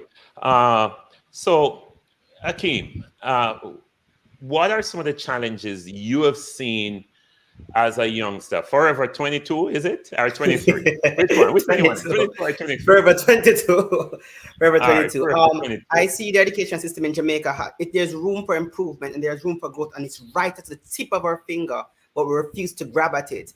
We take on the principle as the professor stated in his a one size fits all. So they have a system where the education system is built in such a way that they treat all of us as the same fish and tell us all to climb a tree. Everybody to climb the same tree. But if they keep telling us to climb a tree and we keep failing, we start feel like failures, and more people feel like they drop out. So I guess that's why the UNICEF has it that 35% a person drop or 35% of young people drop out of school, education, employment because of poor education, because of financial problem, pregnancy, and lack of opportunities. They don't feel like, a lot of time they don't feel connected to it because they're being told every day if you climb up you can climb up that wall and tell you every day to climb the wall, step after step after step. I mean, our Education Act was passed December 16, 1965. The last time it was amended was January 1st, 1980. So we're still having this concept, this all outdated concept to teach these modern children how to go along. It does not work. It does not connect. And all we need to do, we can change it, move with the time. The kids that we have today is not what my mother was. It's not my father nor my grandmother. Total different type of children we have today. You have to teach them right where they are and don't try to tell them something that way outdates them. Try to let them understand something that way outdates them and doesn't relate to them at all. That's the education. Some very interesting statistics. And the Akeem. SLB. So before Donna Lee speaks, if you could advise the government on some of the educational policy as it relates to tech and giving children or students the tools to improve their education, what will be some of those ideas you would share? One, don't standardize compensation to the schools. You can't give all the schools one money. You have to, the one that's most needed, get a larger portion versus the others. An example, you can't give an Arden a 25 million and give Clancarty High School another 20, give them 25 million where their problems and their expenses triple that. When Arden has a big support, they have a strong alumni program. They have a lot of organization funding the school, so they don't need that full 25 million. They mostly need government to give them like 10 or 15 to cover some of the small bases. However, you're giving Clancarty that don't have any bucketive. The only thing they depend on is government funding to support the entire school. The school that is being fed with a lot of inner city person, and so their family don't have the money to build a big alumni association to give funds and stuff. When the school throw a program like, let's say a party, so they can have like a what we call it, barbecue, so they can generate funds to cover something for the school. But by the time they cover half of what required for the school, there another problem arises because they don't have enough funding. First thing, don't make like funding for school become a matter of equal. It wouldn't be equal, just and reasonable. Equilibrium, yes, one of those words. Would make it better. The second thing, I believe, changing the Education Act to meet the time. Two, change how how education is delivered. Change the curriculum itself. In regards to the standardized curriculum that everybody gets, it won't work. Adjust the standard, the curriculum so it matches the school, the background of the student that attend the school. Every student won't understand this. Every student don't learn the same way. Some are visual learners, some are audio learners, some are both, and some are other form of learners. Adjust the environment to fit these person and carry the education to them. Don't force them to come drink it, to come to you, but carry it to them so they can understand. I believe SLB needs to be revamped for more students to be able to go to university, because less and less students are going to university, as the professor stated earlier, because they can't financially afford it. When you leave high school, and most of them don't even go to sixth form to get the CAPE subject to get to university, because they can't afford going back to school to spend a large portion of funds just for another 2-year or 1-year program. So that is the situation that we're facing. So your education as university fee has gone to a point where you really have to have money to go to school. Even if SLB pay the tuition, you still have to pay the auxiliary fee, you still have to find money for you to go to school, find money for eat so you can eat, so you can survive, or so you can buy your books or some of the stuff that you need for school that the school don't supply free. Things like that. You'll have a lot of kids. Like I remember one day I was short of funds and I had to walk from UTech all the way down to Vineyardton where I used to live, because I didn't have any money. My mom didn't have any money. I'm from a low income society, part of society. But these are situations affects a lot of kids, and they may not push through, because doing that one day would have made me turn off and be like, you know what, I should drop out because I can't afford it. Things like those are the reality of a lot of people going to university, trying to go to university. And by the time they reach the point to go to university, it just fall by the wayside because it doesn't make sense, because they have nobody around them to support them or tell them, go man, go, or give them the push that they need to go, because they live in communities, inner city communities where the average person don't have a degree. So they don't even know the importance of going to school. And they'll tell you, literally, I've heard a person tell me before, why you got a degree? You get yourself in a debt. Go look at job. They done high school the first year. Go look at job and get that job. When you get the job, try to go back to, you can try get other stuff after that. Them tell you to go to Heart, and which is a good program, not lying. Heart has a good program for second chance education, but Heart is more for the skilled. It's built directly for the skilled person who want to go and learn a skill. That's the first thing they tell you, go and learn a skill. Okay, it's free. Go learn a skill or go work. Pretty much that's it. When you're done high school, them just do that and move on in life. Because thank you so much, Akeem. So those are some of the policies that you would have them change. So the school funding is critical. So schools have different needs, and those should be evaluated. I think that's pretty good. Donna Lee, same question for you. Donna Lisa, what would you advise the government to do in terms of changes? And before you speak, I think Will want to chime in here. Yeah, Dervin is waiting. Oh, Dervin, there he is. Hey, Dervin. Greetings. Greetings, how are you sir. doing, everyone? Good evening, everyone. Yes, welcome, Dervin. Donnelly, go ahead. What are some of the things that you see are challenges, and what are some of the things that you would change? And then we're going to allow you guys just to go at it in Dervin style momentarily. All right, so growing up, one thing that I definitely find passion in, that I find that the education system needs to fix, is it relates to the orange economy. So I find that a lot of schools would not have a lot of music programs implemented or arts programs in general implemented. And I find that, as the professor had mentioned earlier, that we live in this colonial mindset. So a lot of schools will say, oh, well, go be a doctor, go be a lawyer, go do this, go do that, go and study in this particular pathway. And a lot of government officials or ministers may ignore the importance of the orange economy and how the orange economy can build us up. And that is definitely something that I find as well exists a lot among the lower class community, especially because, as my counterpart has mentioned, education is so expensive, and in order to get education, you have to spend a lot of money, and this may be inaccessible to a lot of persons. So I love what my counterpart had mentioned in terms of funding. I believe that that is a huge problem in our society. Funding for education should not be that difficult, because you may have a lot of persons who may want to study but can't study, and that is pretty sad, because education is upward social mobility.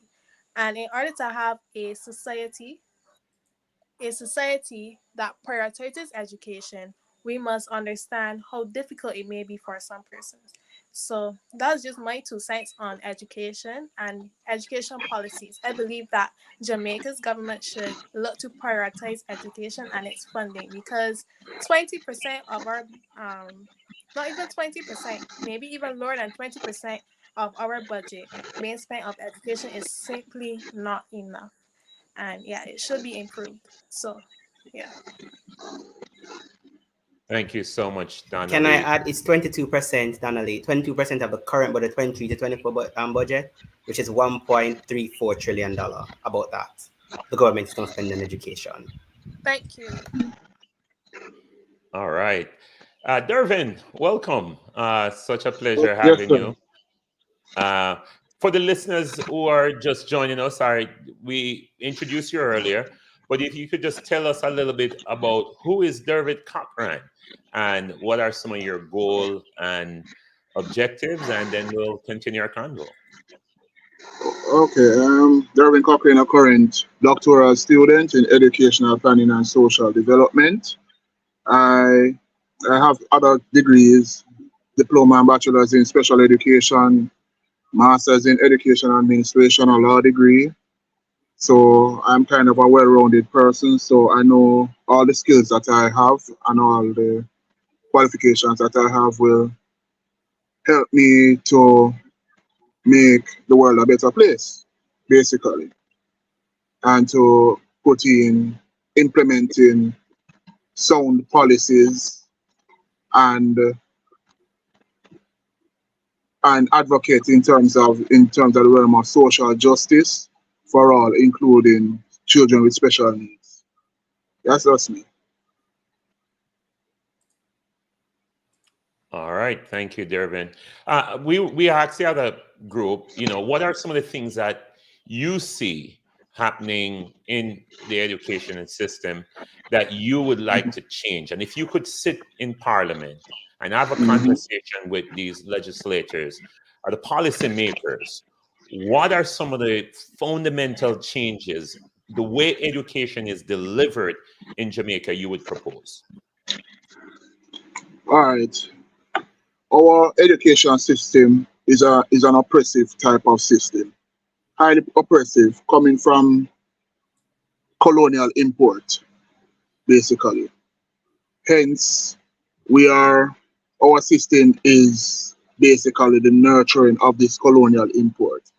And if we take our children out of the Jamaican setting and put them in the US, the same children who you call dunce pitney, they are the geniuses over in the American system, which tells you that there is something fundamentally wrong in how we teach our children and the teaching and learning processes here. Mark you, there's a flip side to it, because in the same oppressive education system, those of us who have been able to overcome in this oppressive system, if we are taken out of the same Jamaican setting and go abroad, we are exceptional, highly exceptional. So there are plus and minuses to our education system. Also, under the colonial import, we look at the skills education as below or beneath many persons. So those of us who have our degrees would look down on persons who do skill education and call them dunce, which is highly stupid and highly asinine. Because if it wasn't for the skills persons complementing those of us with our degrees, then we would not have a fully functioning society. You need the artisans, you need the skilled persons to help to build structures that represent our society. So if we never have the plumbers, we would have clogged sinks, clogged septic systems, and they are very important. If we didn't put an importance on our mechanics, how many of us cars would be able to drive today? And it's the same persons who are in the TVET system who are the ones who are building the cars, the trains, the planes, etc., etc., etc.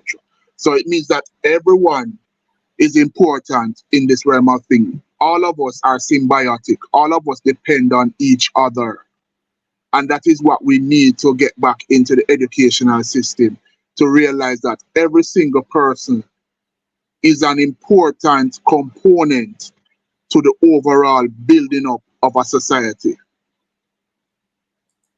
And as I said before, and I said it in previous fora, that we are doing TVET education incorrectly here in Jamaica, and it needs to change.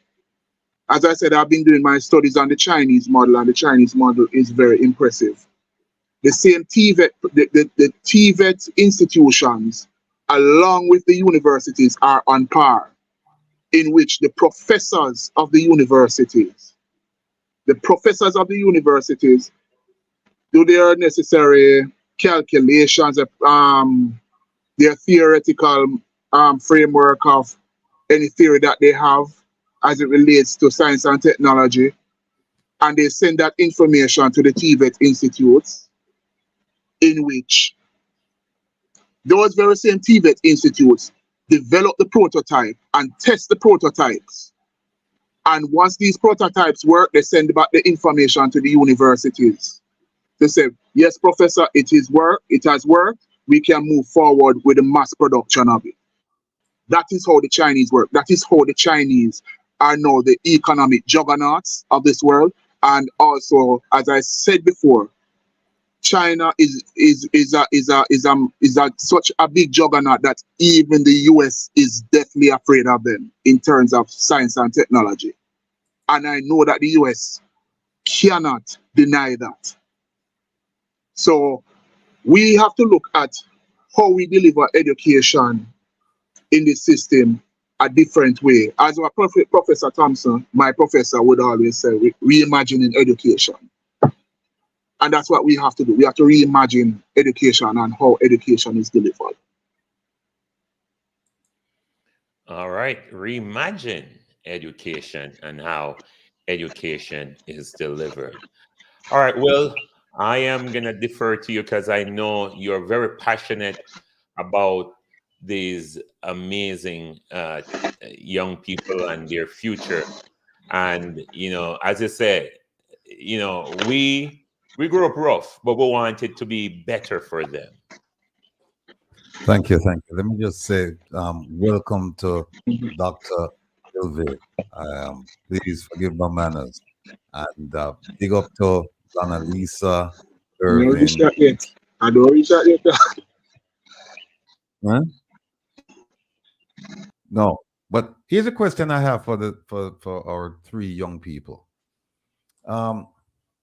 Given the state of corruption in the Ministry of Education in Jamaica, and I reference the alleged actions of the former Minister of Education, Mr. Rural Reid, who's going through the judicial system right now. Given the fact that we have a minister who has very little to no experience in education, her 2 degrees, they're in the financial sphere. Given the fact that we have 29% of schoolers who won't go on to obtain tertiary education, given the fact that teachers are leaving the profession and Jamaica in droves, and I know this for a fact because not too far from it, they just hired 4 Jamaican teachers. Given all of those things I just mentioned, I'm asking you to give me your best argument for young people's success in Jamaica. If you don't see them being successful, then please say so. But I'm phrasing the question as if to say there is hope. So I want you to give us your perspective on that hope, despite the deficiencies and the maladies and the ills that are besetting our educational system in Jamaica. That's a good question as to the hope. Nobody no answer. Dervin. All right. I don't know how you would define hope, Mr. Rattigan. I don't know how you define hope. Because if I'm looking at the reality here in Jamaica, comparing to what one would think as their absolute vision of hope, it would be relative, and it would be relative to what I see. And I'm going to state the reason why I am saying that. The latest PISA report has illustrated that Jamaica's children performance in math, science, I think in English also, they are very low. So that shows that the output in the education system is not what we expect it to be. That is one. We have to also look at the other aspects of the education system which has contributed to that also, namely corruption in the education system.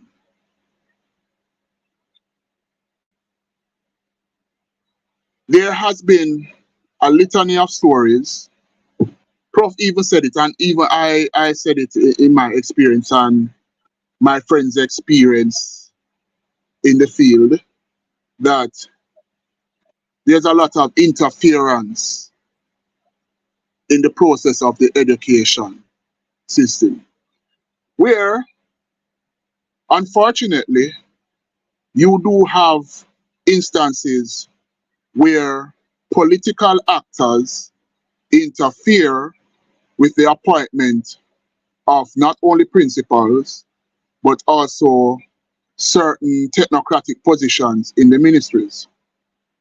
And we have to be clear, we have to, and I'm going to talk it like it is, because many of my friends, that is why many of them have migrated. Many of them would say it. But the only difference is I can say it, and I can say it with no fear for, and no apologies, because it is there.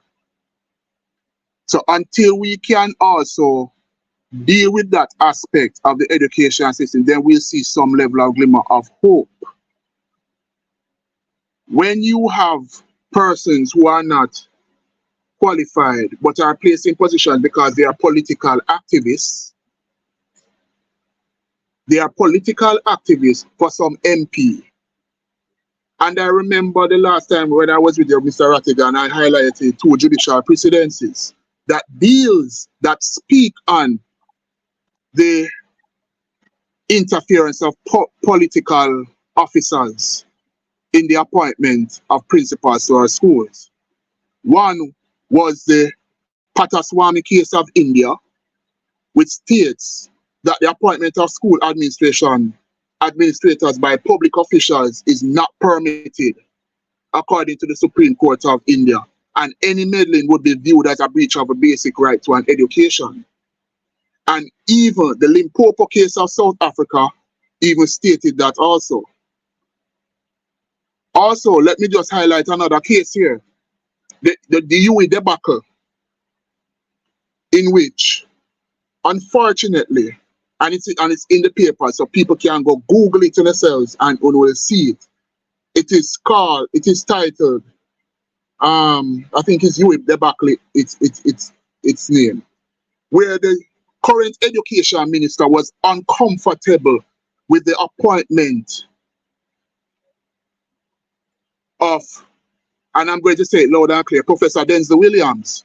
Professor Denzel Williams got the highest in the testing, the testing analysis of, appointment of principals. He got the highest, and she had a problem with it. She wanted to insert somebody into that position over Prof. And I remember I had a conversation with Prof. Thompson. I said, Prof, you know that there's 2 judicial precedents which speak on that, and if the UE Council foolishly go with the minister's prescription, it would put, and I would call UE, the Harvard, Yale, and Princeton of the Caribbean, into great disrepute.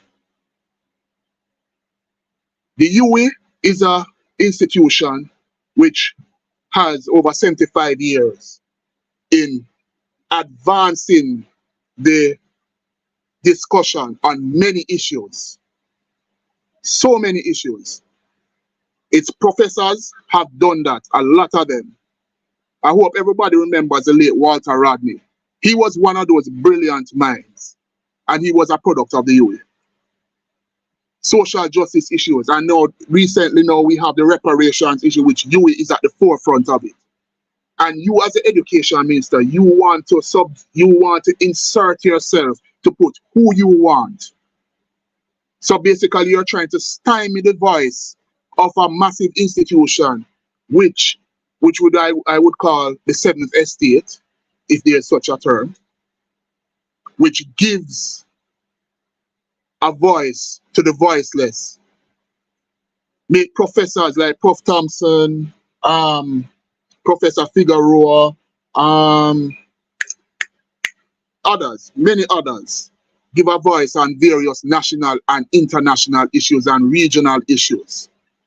But thankfully, the UE Council let good sense prevail and say, let us put, because he has gotten it fair and square. There has been allegations that there have been political interference in other schools and tertiary institutions in this country. And it needs to stop.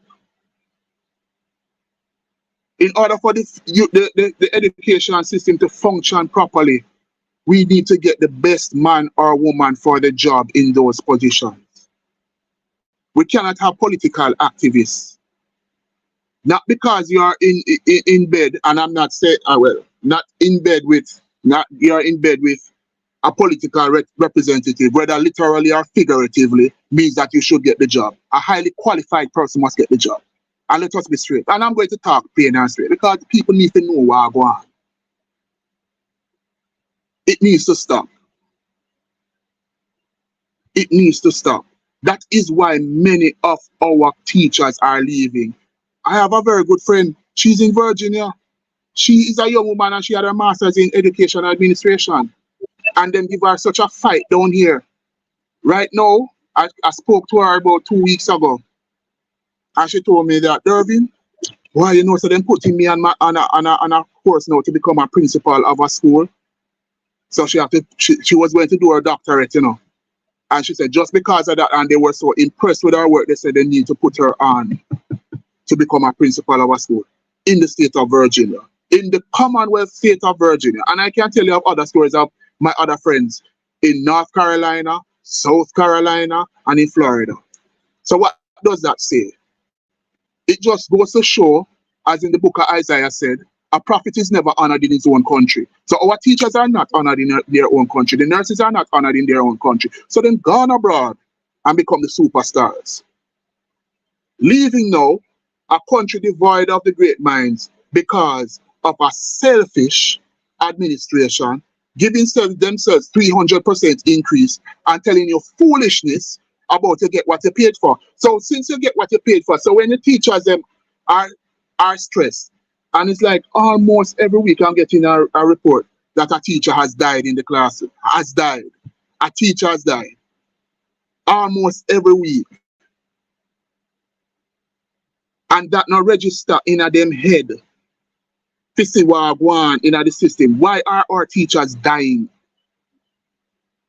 Is there a burnout? Is what is going on? You even have cases where schools are filled to the brim and the same political representative call the principal and say, put in this student here.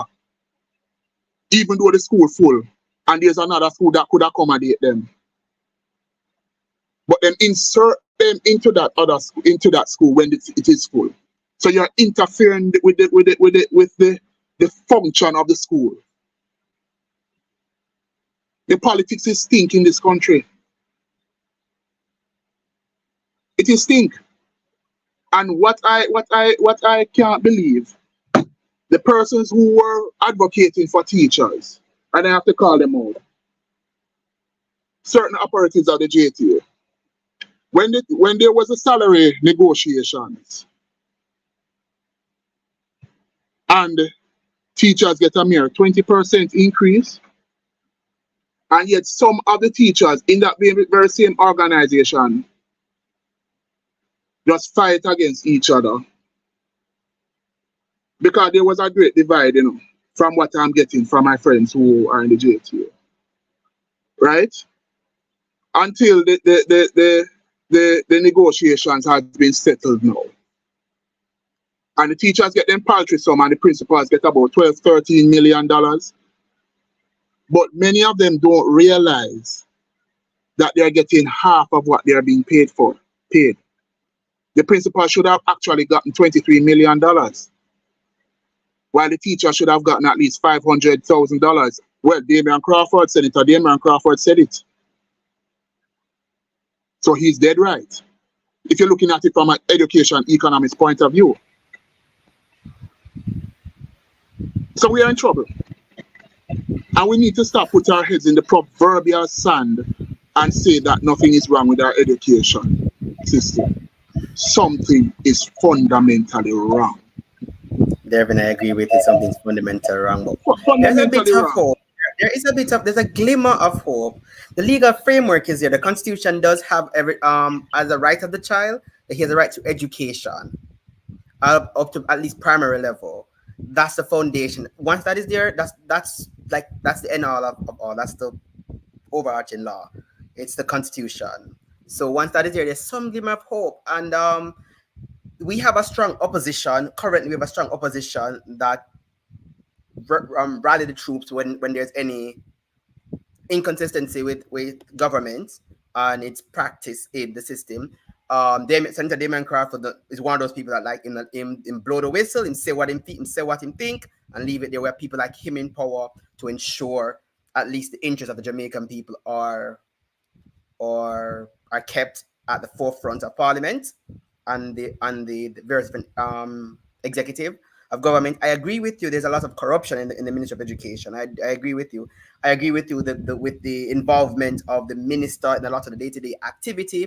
I kind of see my understanding as to be a minister. I believe you're not specific. You're not into the day-to-day running of the country. The permanent secretary does that. As the minister, you're oversight. You review and give Parliament and give parliamentary update. Give Parliament an update as to what is going on under the ministry to which you have oversight jurisdiction. That's the minister's job, not the person to tell appoint the person here, like that person, move that. That's not your job. Never your job. The permanent secretary and the commission the public sector commission that is set up to hire people in the public sector. These are the people that are involved in these activities. And because I know these institutions do exist, I do have a little hope for the educational system in of itself. I believe there's a few tweaks we can add, like for fixing the opposition leader speaks about fixing the early childhood education, starting from the foundation to rebuild our education system.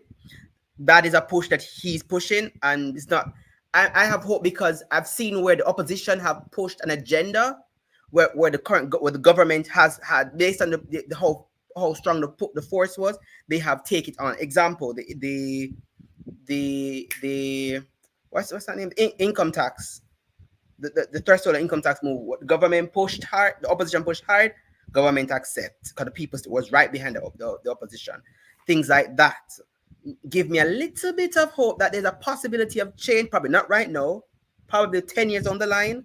And the children that we're getting in today's society, I have been in classroom, seen how they operate in classroom. They're not if the teacher is saying X and they Google the information, they'll quote where they get it from, and they'll debate with their teacher saying, nope, this is the facts. This is coming from this is coming from, let's say, the medical board. You're telling this, but this is true because they have learned. Most of the kids these days know how to simply do a proper research. Just pretty Google the information, they know they understand the difference between reputable sites. That's something you learn from both first year in high school. They start telling you what reputable sites to use, and they'll do things like that. Because of those little things, I have hope, some level of hope into our education system. Yes, it is flawed, totally, but there are opportunities for growth. Heart exists as well, gives me a little bit of hope, and heart is being pushed heavy now, as to put up more vocational persons, so we get more who can enhance our society. And University of West Indies is still pushing out the same although less amount of people for academic like lawyers, doctors, and so forth, but it is happening. We're still having the same turnover, so it gives me a little bit of hope. Damon Crawford spoke about creating a fund to put towards education, to rebuild our education system.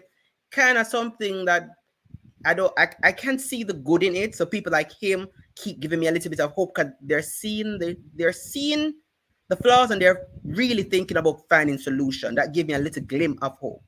Not saying a full hope, but a little glimpse of hope. But then if I keep using the hope as according to the Greeks, it was a part of Pandora box. It's the worst thing to give humankind, but I still have it though. So,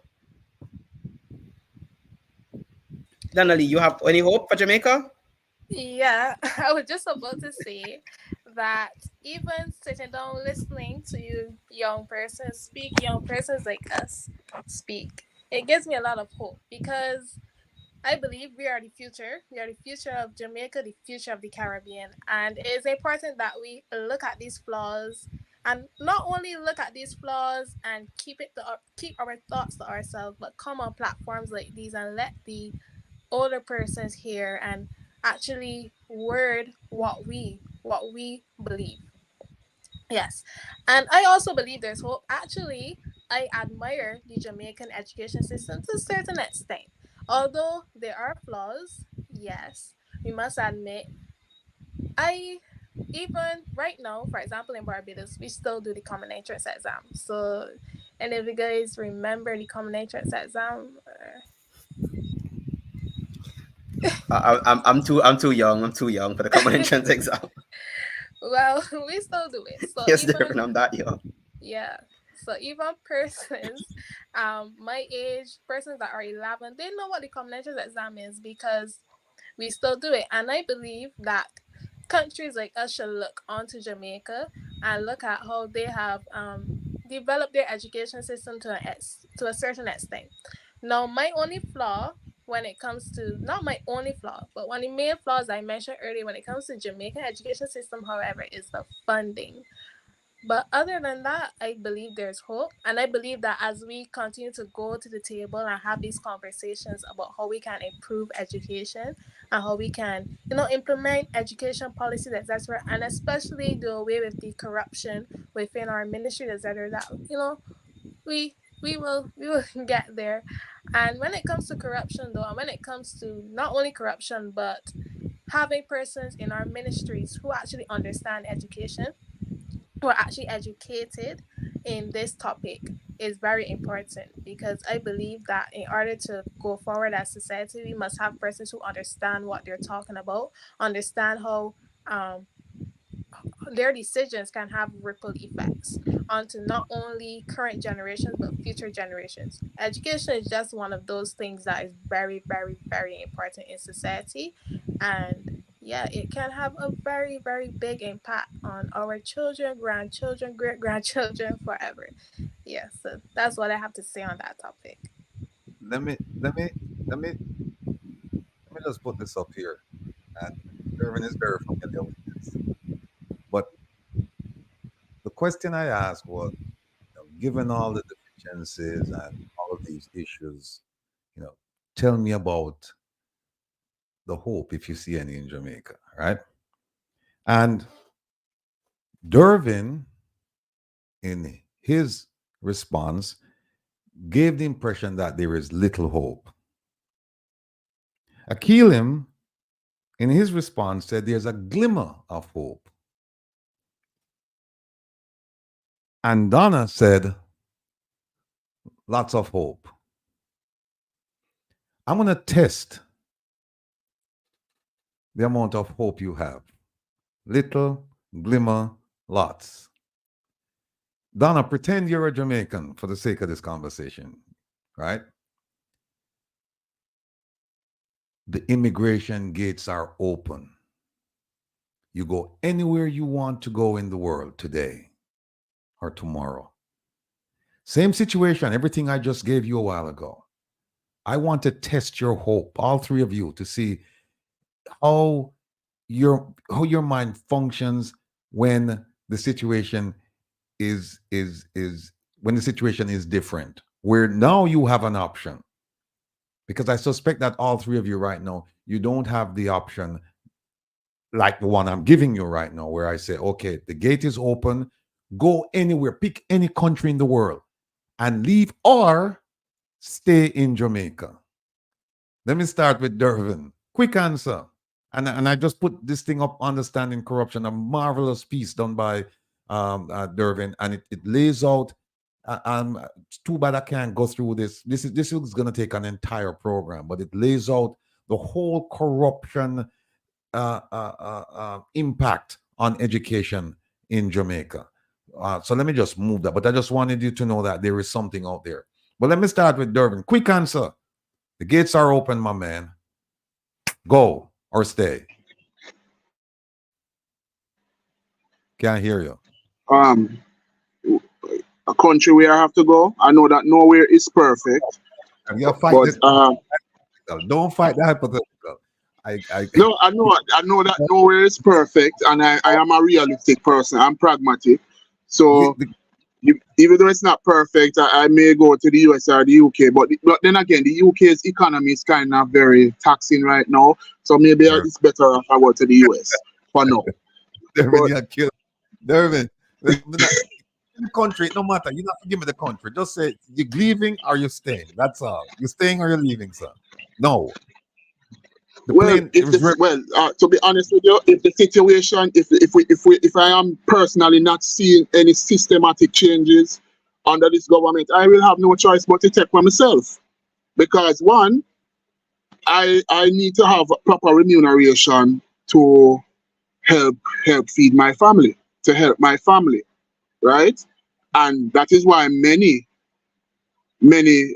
persons leave, because the remuneration here is poor. It is poor. And many of my teacher friends who are abroad, they are getting better remuneration. And especially the higher degrees they get, plus the years of experience, the more money they get. And they are living comfortably. And I can tell you this explicitly. No for them tell me, say, they now come back. End the argument. Don't this so. All right, sir. I just have to speak it like it is. All right. Thanks. Straight, as I'm saying. Akeelim. Well, as he said, remuneration and education in Jamaica is not getting any better. But I don't see much change underneath this government. I'm looking to move to Finland if I get opportunity to.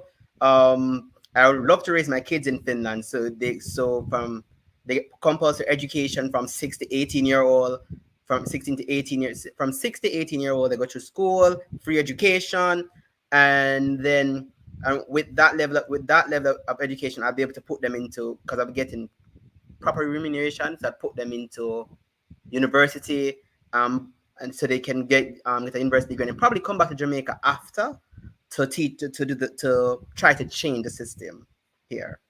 Probably. Donna, please, Yearwood. The focus is now on you. Tell me, are you staying or are you going? Realistically, just like my counterparts, if I don't see much change, I would go.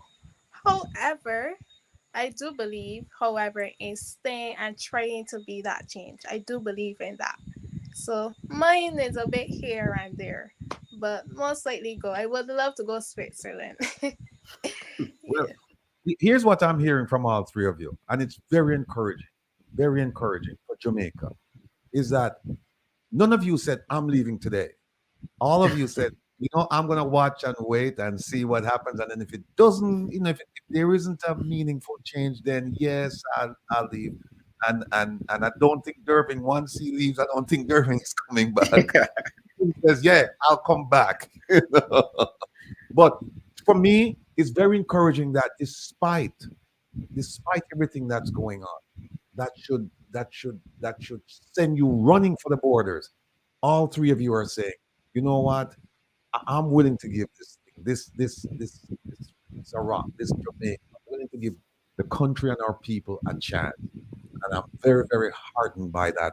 And I'm going to encourage you. To stick it out for as long as you can, because there are children in Jamaica that really, really need the inspiration. They really need what you have to offer to them, because without you, remember, it's getting worse.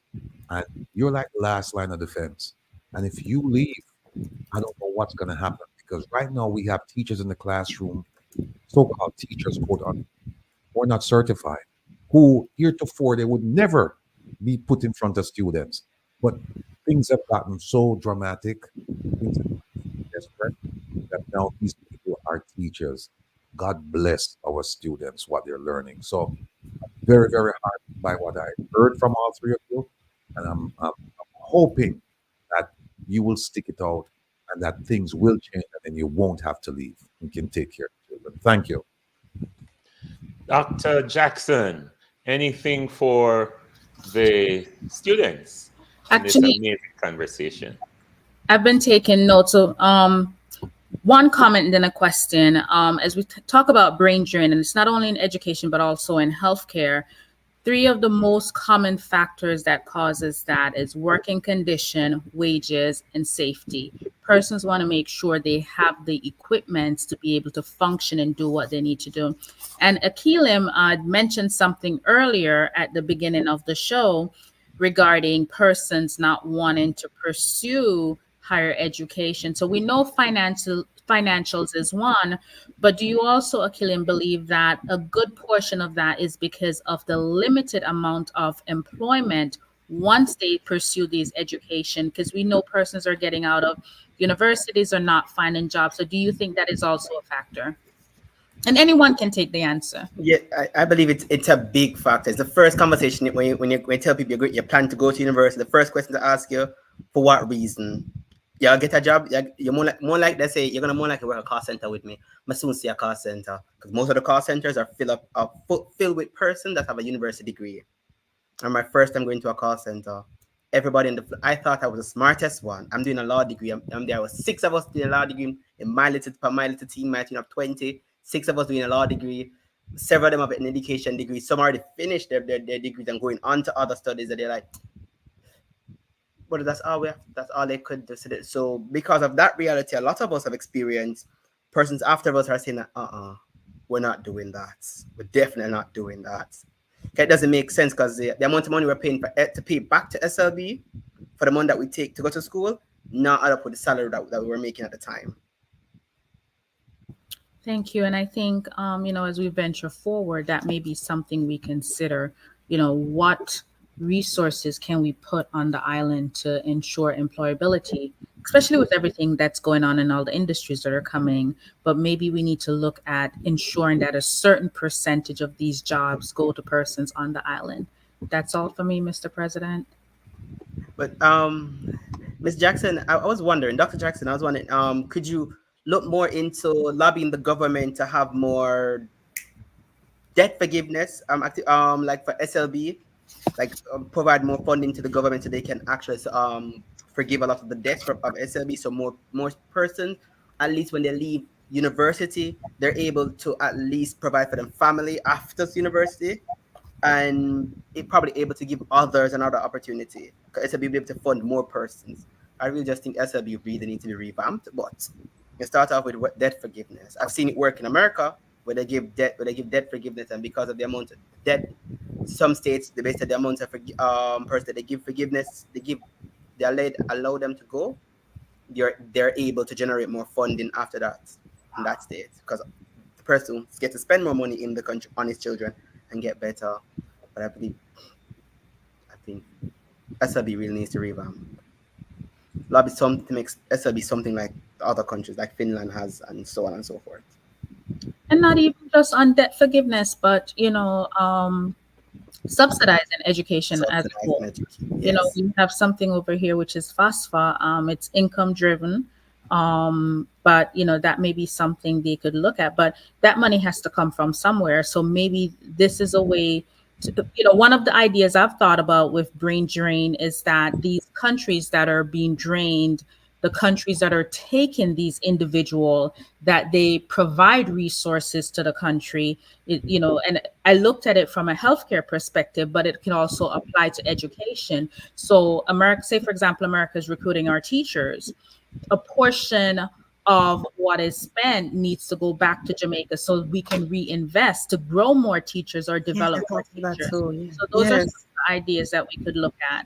That's a system. I think China has that. When China export their persons, a part of the funding, because the government help you to leave, a part of the income you generate with the government take a piece of it and use that to further build their country. We can do that. I think that's a good thing.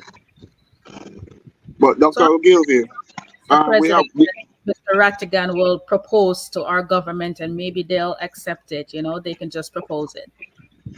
But another thing though, Doc, we have a tax called the education tax, and I don't know who is advising the government, but the education tax should have been for education.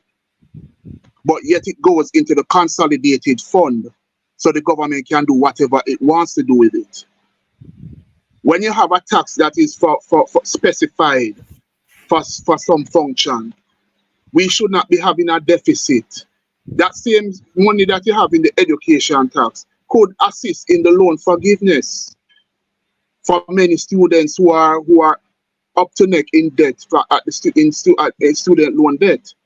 Also, that same education tax can help to rehabilitate some schools. I remember I spoke to a colleague of mine in a certain school in St. Catherine that one school was awash with cash. Everything that they put on, fundraiser, everything, it just sell off. And they had tens of millions of dollars in their bank account. And there was one school further down the road that was in such a bad condition. I remember the person told me that the board chairman at the time and the school were more than willing to give some of that money to help that other school so that other school can get a fighting chance to survive to help these children. That person told me when they went to the ministry said, no, you can't do that, blah, blah, blah, blah, blah. Right? But if somebody, if you had a conscientious education minister, and if you see a school that is awash with cash and the board said, yes, we want to help that school there down the road, and just give them like a cap, like $5 million, the most you can give that school. Okay, good, to help that school. Because I was told, Chichi and him out the roof, and you tell me now, if the roof fall down on the people and pick me, I would suggest to every parent, if that ever happened to the pitney, go sue the government. Because that is negligence. That is negligence. If you call it, and people don't understand, and I don't think many of these leaders, so-called servant leaders, don't understand the concept of being a minister of government. Under the Westminster system, who were our lawyers, judges, and ministers were men of the cloth. And when you're talking about minister, when you hear pastors that talk, I am minister this, minister that, you're out here to minister to the people, carrying out God's work, to serve the people, right? So as a minister of government, which is of not only colonial import, but of Westminster import, what you should have been doing instead of fattening up your pockets with a 300% increase, use some of that same money there to help poor people picnic. But you don't want to help poor people picnic because you want to fatten up yourself and fatten up your picnic them, so your picnic them can live life. Many of them politicians picnic no go to school here in Jamaica, you know. Them send them off the abroad. You remember the debate with Andrew's son? Remember the debate with Andrew's son going to public school versus in private school? Remember the period when he was Minister of Education, and that was a conversation about around his child.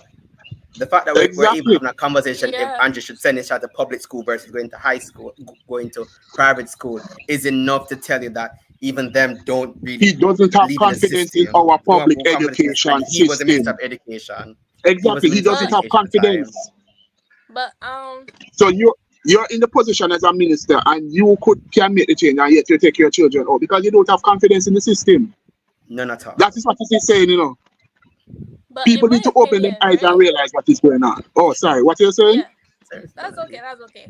In my opinion, one of the root causes of this issue is what the government prioritizes, you know. So some governments may prioritize foreign direct investment and et cetera, looking at the economy. But I find that the problem we have with the Jamaican government is a lot of them don't prioritize education. And actually, that's one of the first things I noticed when I first came to Jamaica. It's within the culture, especially what persons will call uptown Jamaica. It's within that culture, because when I first came here, I recognized, I don't know if I should call the name of the school, but I did a student exchange with a uptown school in Jamaica, and I found out what answered a lot of them. Well, I may come UWI next year, or I may go England, because due to finances, England was a bit difficult to obtain, etc. And a lot of them were saying, well, I'm going Princeton, I'm going Howard, I'm going this place, I'm going that place. And a lot of them looked down on UWI Mona, and they don't believe in their own education system, and a lot of them they want to leave. So I find we may have these educated young persons within Jamaican society who are looking to leave, who are yearning to leave, and these politicians as well are sending them their children out as well, as you have mentioned. So they don't believe in their system, and they simply don't prioritize it within their policies and within their budget. Because why would an education tax no why would education fund not go towards education solely? And asking the same question. Thank you. Been asking the same Thank you. question. Yeah. You created that tax, and yet you're putting it in the consolidated fund to skettle it out. Let me just put it out. Just skettle out the education tax money than to spend it in education. Are the people and people, poor people picking too? And it's not just that, because government would tell you, like, the day before yesterday, like after the last week Saturday, the opposition spoke about the failing education system. As a response to it, I feel it was a response to it. The following 2 days later, the permanent secretary in the Ministry of Education, talk about money that she's signing off to school, up to how much billion, to give them access to internet and Microsoft Suite, etc., and they're not using it. Rather than do a research to see what exactly is the problem, she's cussing them out, saying that they're not using it. No, that wasn't the Minister of Education, my friend. That was the permanent secretary. And that was the very same question I asked, because when I spoke to my colleagues, so all of those suites were given. But did the ministry carry out a comprehensive audit to find out? That's what I'm trying to figure out. All the schools have proper internet connection? Because I can tell you a lot of schools in the deep rural Baccabush areas still having trouble getting internet access. So you cannot just get up and blame people without doing your comprehensive study through your regional offices, because we have 7 regions each run by a regional director. So the permanent secretary should instruct the chief education officer to say, okay, we need to do a comprehensive audit of this thing. Tell the regional directors tell the EOs, and they speak to the principals, get that information, carry that information to the ministry, send it all the way up to head office, so the data can be scrutinized and say, okay, these schools here in this region don't have this, we need to do something about it. What are we going to do? We're going to have an aggressive relationship with our telecommunications company to do something. If we need to establish more towers, do that. If we have to put more fiber optic, do that. But if we can put more towers up and facilitate the internet connectivity, let us do that. But you cannot go on public platform and just cuss the teacher them, so man. If you don't have the concrete data, because if you don't have the concrete data in front of you to tell you this, you're just going to look like an ass. That is the problem. Oh God, you see the buffoonery is at an all-time high, you know. The buffoonery is at an all-time high. We have moved from COVID-19 to buffoonery 24. That's the new virus in this country. Buffoonery 2024. My God. Straight up. We need a vaccine. We need a vaccine, because this is serious. This is serious. Same thing I said, Dervin. Same when the permanent secretary started talking, I'm like, so what caused this? Did you know? Like, have you done a research? I even went ahead to call my friend all the way in St. Elizabeth and say, hey, your school is saying that your school now use up the Microsoft suite down again.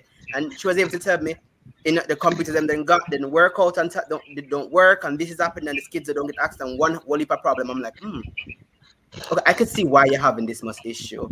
I could see why she's not. And then the funny part is, the permanent secretary saying she spent this so much last year, much billions last year, and repeat the same amount this year for the same thing and getting the same result.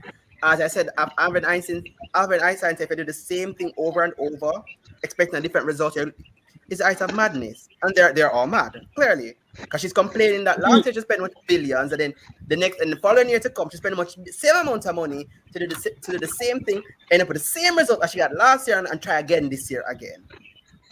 Which is the same problem. What I'm hearing is that we're looking for, one, research to see what the issues are in the education system. That is correct. 2, a way to subsidize higher education. Right. Yes. ensuring that we allocate the education funds to education. Mm-hmm. Mm-hmm. And also, not quite sure, we have a process here in the state, actually in the state of Florida. It's called Title I schools. So all schools get the same money, but then if you're a Title I school, you get more money in Title I schools. We also have a process by where certain schools, based on the grades that they get, have higher, get more money. So you're basically saying that we need to have a scaling system for our schools on how much they get based on the economic status of the community. Right. Yes, Right. yes. That's the only way you do it good. That's the only way you can fund them equally. Because, Doc, Only if way. you have a champion that is awash with cash, due to them have a very strong support system, a strong alumni, compared to a school in Denham Town, which doesn't have that strong backative. This is how equity comes into play. So since your champion get a $25 million plus alumni backing, we just want to set champion, we're going to take off a $10 million and give Denham Town because they need it. It's about equity here. Equity. Yes, exactly. Equity in the system. Equity right? in the funding of the school. So since you have the 25, we're going to take a $10 million pump into Denham Town because the poor people them need it. Because some of that 10 million could be used for breakfast program to help the people them, right? Also to get the necessary, like the little centrum for kids, because many of them where they are, they are not getting the proper, the right amount of vitamins and mineral. So when they get the food, they eat the centrum for kids and thing, and you understand, help them to get a fighting chance to reach their full potential, like those at the champions, the KCs, the JCs, the Calabars, etc. We have to deal with equity in the system. But we are not having equity because of our colonialistic level of thinking. And I remember one time the ministry wanted to zone schools, and they would get a serious political backlash because it's my picnic pass for Campion, but Campion they 20 miles. You have to send your picnic to Campion because Campion are the school, because the school are popping. Nah, cut it because blah blah blah blah. You understand? And Because of our colonial thinking. No, the colonial failing school. Calling school failing school. How the hell can you call? Our prime minister called the schools failing school. Yes. And it's failing because you're not doing your parts. Literally. Thank you. And why would you call school failing school? The question I would have asked him, Mr. Prime Minister, why would you call the school a failing school? Did you do everything that is reasonable, possible, before necessary research for you before you call school failing school? Did you do all of that? Did you find out the litany of problems and then try to correct it? I remember at a particular school, as some children who were showing red flags because of my background in special education. They are showing red flags of certain disorders. And I remember I wrote them a letter 3 times to send your school educational psychologist to test them, because as a special educator, you cannot diagnose anybody. You can say they are showing red flags of having X, Y, and Z. But we need your clinical background to check it out for us to plan the necessary intervention. You see, at the time when I was there, nobody, even though you write them 3 times, they not come up there. But then go other schools, but they not come up there. You tell me now. So are them same corrupt people, are them same people there are basically scammers, because they might live off of taxpayer money, scam the system. Because when they're supposed to do their work, they're supposed to come to the school. Sorry. When they're supposed to come to the school to help these children, they are not coming. So what is your job then as an educational psychologist? Paid by the government. Good question, guys. I know we're in our panel discussion segment. We're brought back in the panel, and I know we're down to the home stretch, but this has been really good. I know we've had these seasoned veterans in the business have listened to this engaging conversation with our future leader, Dervin, Donna Lisa, and of course, Akeelim. Akeelim, that's a very interesting one. Like Akeelim, Professor Nuts, some pop a piece of limb from a piece of Akeelim, or something, a piece of stick from a piece of Akeelim. Anybody know? If you know Professor Nuts, you know it's sang me at that. But let me say this to you. This has been quite an interesting conversation. And we've seen a lot of people in the chat who have been, giving their feedback and their comment on what is happening. Now, we have these seasoned veterans who have listened to you. And at the end of the day, they're passing on the baton to you in one way or another. And everything that is being created here is being created for you. So I'm going to allow, as we've been doing for the format of our discussion, to have these seasoned veterans have a conversation with you. So I'm going to bring in Will first, and then he's going to pass the mic around to these amazing panelists. Will. Thank you. Let me just say that it's cannot be these young veterans. When I say young veterans, they're so precocious. And I'm not being that as a small child, way beyond the years. But these three outstanding people, they could run the education system in Jamaica. If you listen to what they've said, and they know, like dear friend of mine said, ask the question, do they think that the government doesn't know? Of course, they know that the government knows what's going on. And I mean, I've had many conversations with Dervin. He's been on the program. He's a staple on the program when it comes to education and corruption. And this is what a real conversation, a real presentation of the conference should be about, where you bring the people who are affected by the issues, one way or the other, or who can add something to them, and you bring them on and you listen and you probe and you identify and you come up with solutions. This is the real conference. This is the real conference. Now, I have to tell the three of you that there's a business conference going on in the daytime, and they said they're talking about, there's one segment on education in the digital age. I think it's advertised. We won't even go there, because before you can even get to the digital age, we still have 20-something% of the people leaving, only 27% that leave, like what, 73% of students who will not attend a tertiary institution. So the question is, what will they do? And that's where you get your 13,000 a week population. That's where they reside, in that 73%. So I just want to thank you guys for coming on. It's always a pleasure to hear from Akeelim and Dervin. And beautiful young lady from Barbados, you need to come and spend some more time with us, because we just love to hear young people, because it's not enough for us to talk amongst ourselves. As you can see, except for I can't see the names them, but except for the professor, all of we are old people, all of we are old people. There you go, Nashika. All of we are old people, except the Triano and Nashika. And so what we want is, we would like for you to download whatever we have in our heads and see if you can shape it and make something out of it. You may not find anything worthwhile from what we have to say, but you may, because we have centuries of experience here. Look at Jeffrey Tavares. Him look young, but Jeffrey is actually 85. And so, this is what we really need. We really need to have the interaction between, the people who are passing the baton on to the people who are actually, who will receive it, because you need that connection. When it comes to education, we cannot have a disconnect.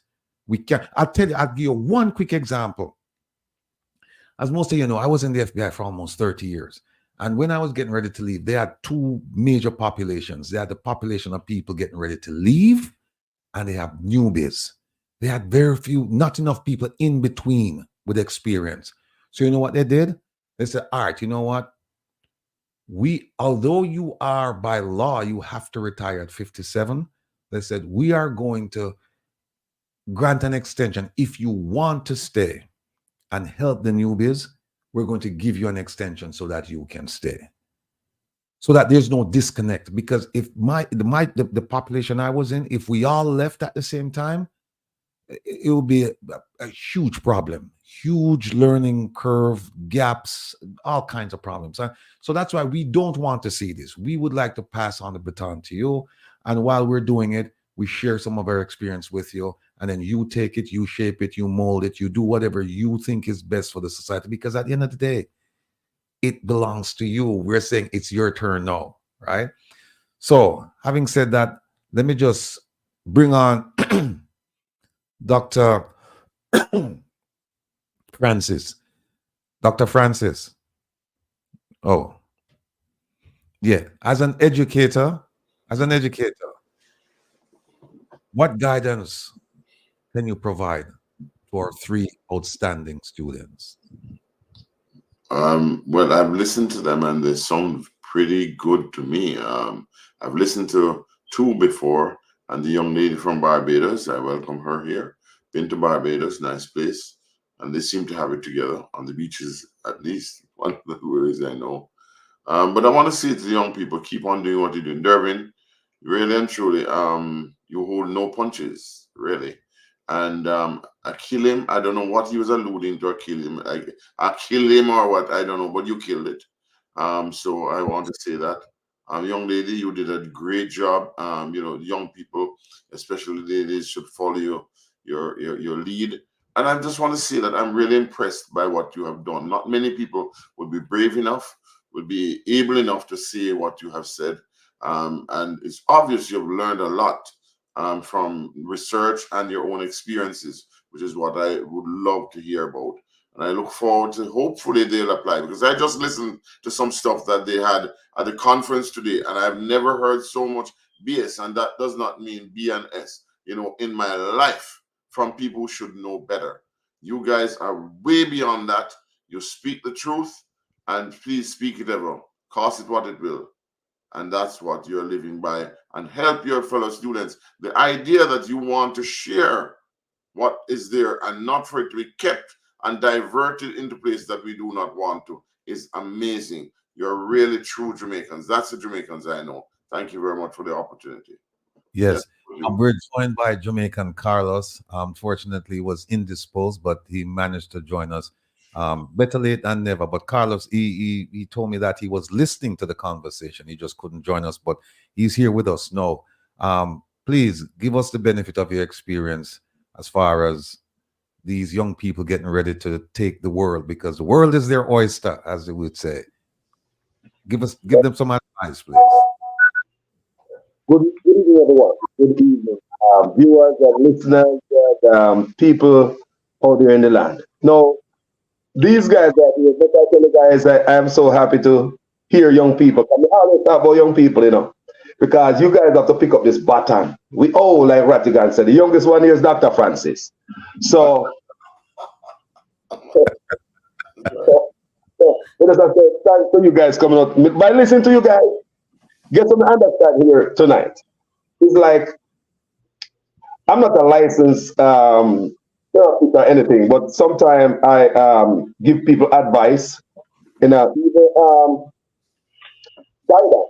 And when people tell me about their problem, it's like a person would go to a therapist. Everybody, if anybody's a doctor here, a therapist, a person would sit down in the couch with a therapist and have these problems. They know their problem. Every person who sit down in the couch before a therapist, they know their problems, because the therapist would allow them to speak. And if you listen to them, when I listen to people, I hear the problem. They know their problem.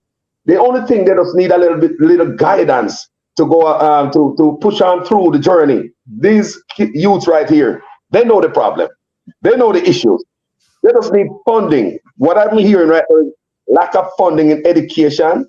And when I hear them talk about it, my skin crawl when I think about the $1.7 trillion that has been gone missing from education, health, and the OPM. I'm wondering what those billions of dollars would have done to education and these young people. You hear the cry. You hear them. It's like a person who go to a therapist. They know their problem. Just allow them to speak, and they will tell you their problem. They know their problem. They just need a solution or a guidance. Young people know exactly what to do. Never advice for you young people. Please, don't be like me and my friend when we are grow up and we at the bus stop hang out. They got school and come in. We don't love politician boy, man. Me them boy they go, me don't not with politics. Don't ever get that in your head. Get into politics. You don't have to run for nothing if you don't want to run to. Be interested in that area. That's our problem as Jamaicans. Even when I was growing up, even when I got steps and I graduate, hang out at bus stop with my friend them. None of we not in enough politics. We go show up at election time when a politician show up to take off money off of him. And them a food mentality. You know what I'm talking about? That's not good enough. Don't get into that. Get into politics, because politics is what took us here. Politics is what gonna take us out of here. Don't listen to nobody.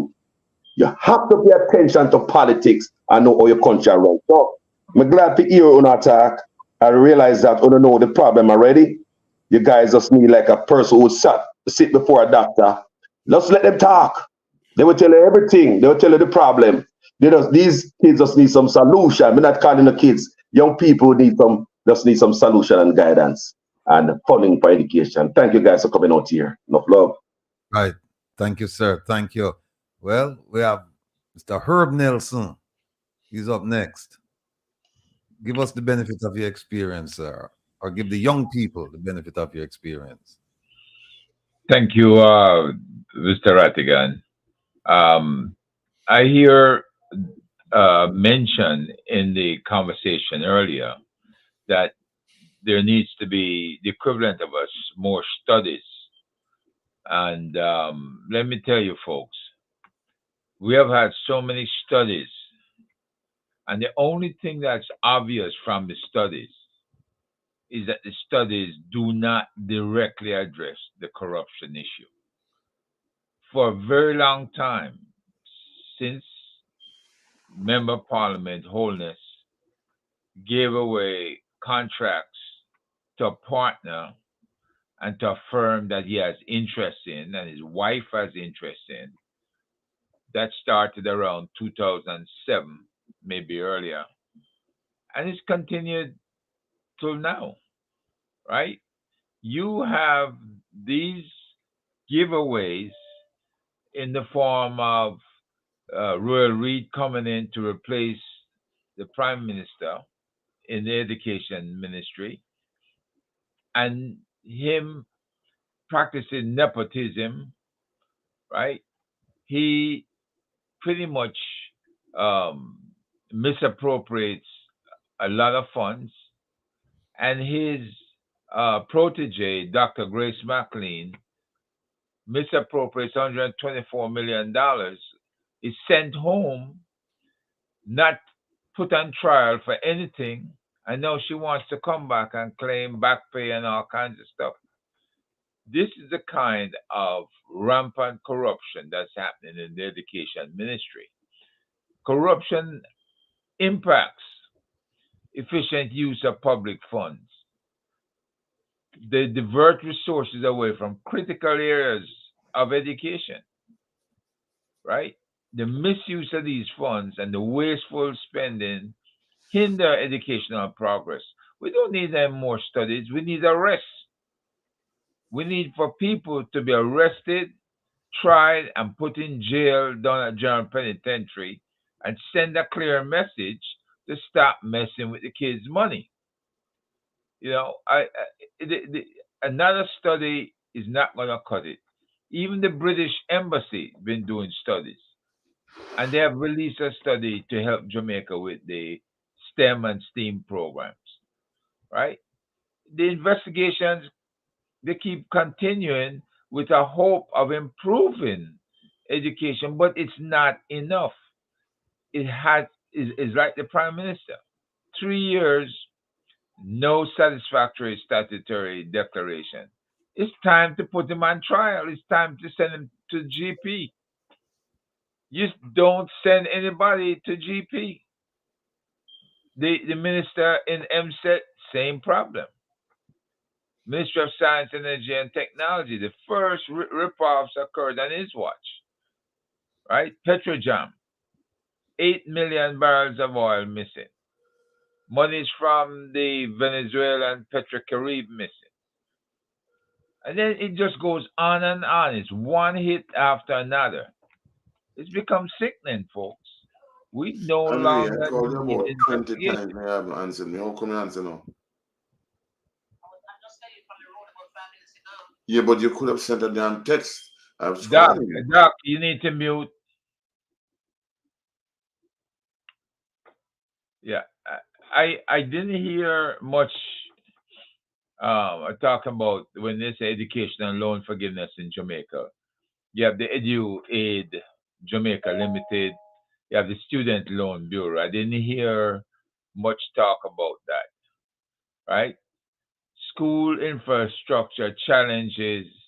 We know that schools like the St. Jude's, very popular school, Yaliside School, they suffer from the infrastructural damage caused by earthquakes, right?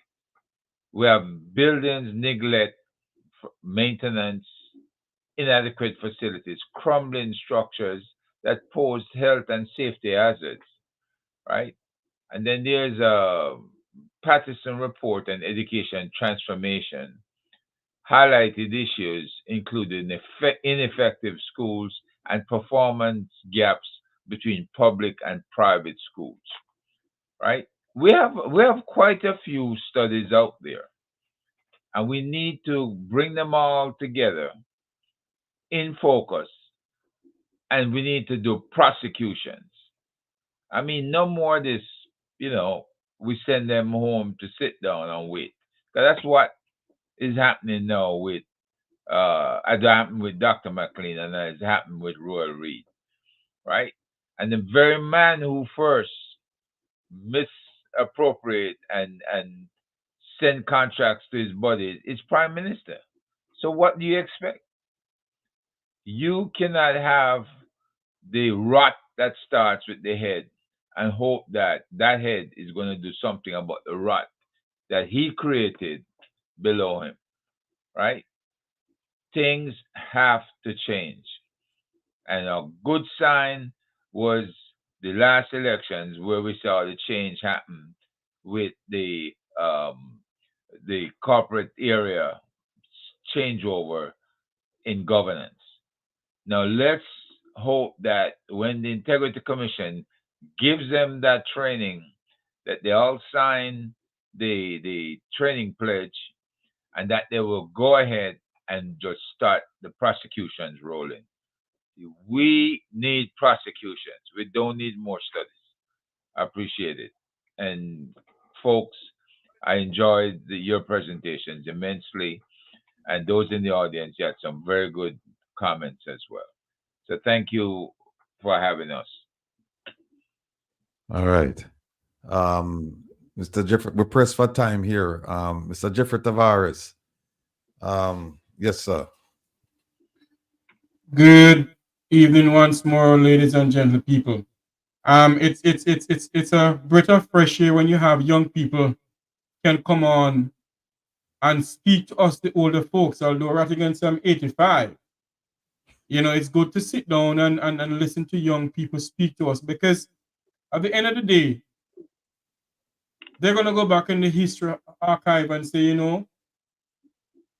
a Wilfred Rattigan and a Herb Nelson Jr. was in a panel and some young people came on and speak about education. Our education system in our country has gone to the dogs.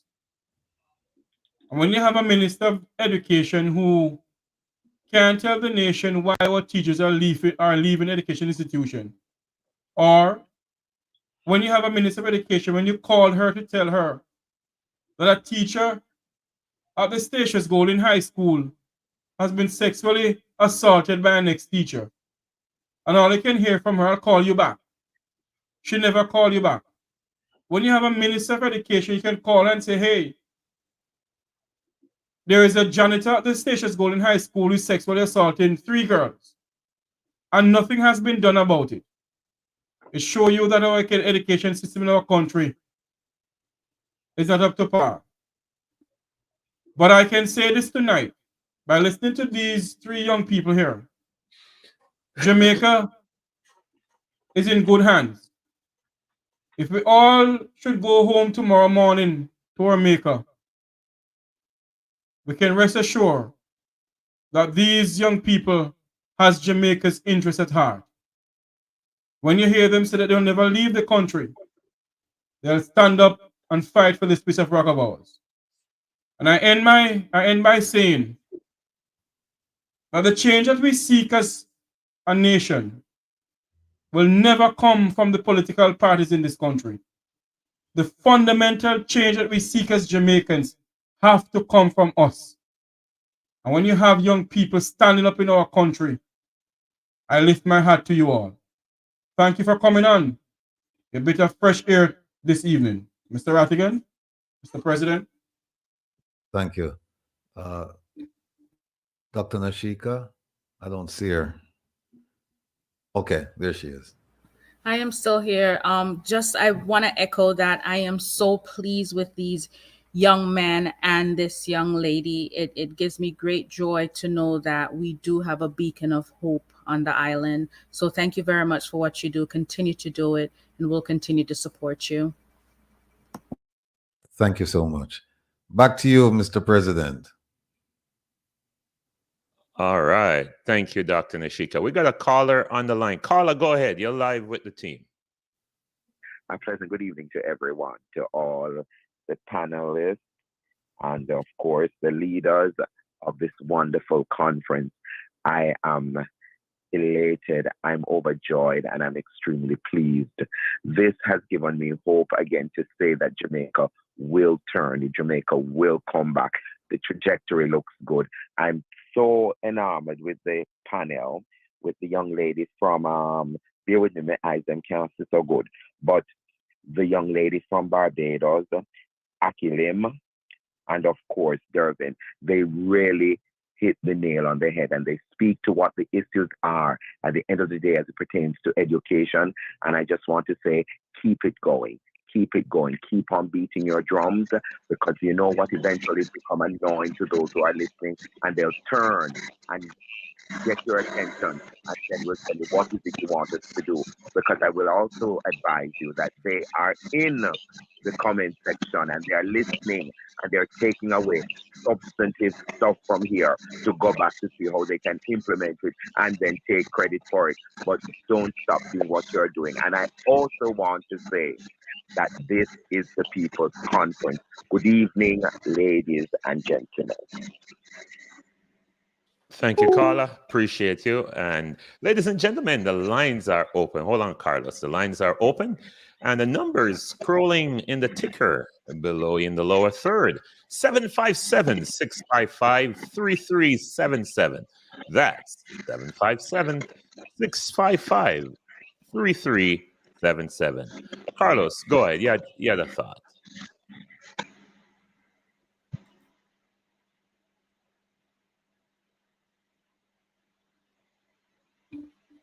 Unmute your mic, Carlos. Unmute your mic. The young people on the platform panel just now, I'm sure they are listening to you. And there are a lot of young people listening to this. Now, Hold on. Mute Dervin, please. Yeah. Let me give them a brief history of education and the push to give us some education as a people who was just coming out of slavery when I was growing up. Because they don't know enough. We have to tell them. Brief. When I was going to school, I used to get milk powder, bulgur, cornmeal, and flour to go home. You guys don't get that. I'm sure you guys don't see that in your lifetime. We used to get uniform material, shirt material, pants material. Girl would get skirt material or dress material and blouse material, so you could go home, ease the burden of appearance, so the youth can come up to school. So talking about, so you could cut down the, people always boss, I mean, I'm money to send me come to school, pick me come to school. So All you have to do is take that material to the tailor or the dressmaker to ease the burden of appearance, then they come back to school. You used to have Jamal. So as a youth, a younger youth, I used to see more push for education. We used to have that beautiful library bus we drive up in our school and into our communities. We used to see community centers open up, training centers open across Jamaica. The push for education. Young people, I know what you guys are talking about. You guys are wiser, smarter, more intelligent. Can you imagine if the drive for education was still around like when I was much younger? Especially under Michael Manley administration. Every Jamaican right now, no matter what they vote for, we all agree that Michael Manley is the best. Everyone, I'm sure, right? So with Michael Manley plan for a good education is one where of service. You go to high school, you come back, you serve. You go to college, you come back, you serve. You feel the old level, you come back and serve. Michael Manley said, even if you go to the end of university, you come back and give back to the primary school you teach. But under Michael Manley plan, great plan for education, will send you to get in trouble right now with entrepreneur's plan. Because right after Big C, people, after 2 years of people being out of school, this administration here come up with a great plan. They have this new education act that you can't come in a classroom, come teach unless you go to school and come back with a credential, university and come back credential. They are even, you cannot, even tutors right after the Big C. And I'm wondering, why is the Prime Minister going at education like this? You should be calling out for everybody to grab a youth, teach them some maths, teach them some English. You need, science, something. Teach a youth them because they were out of school for 2 years.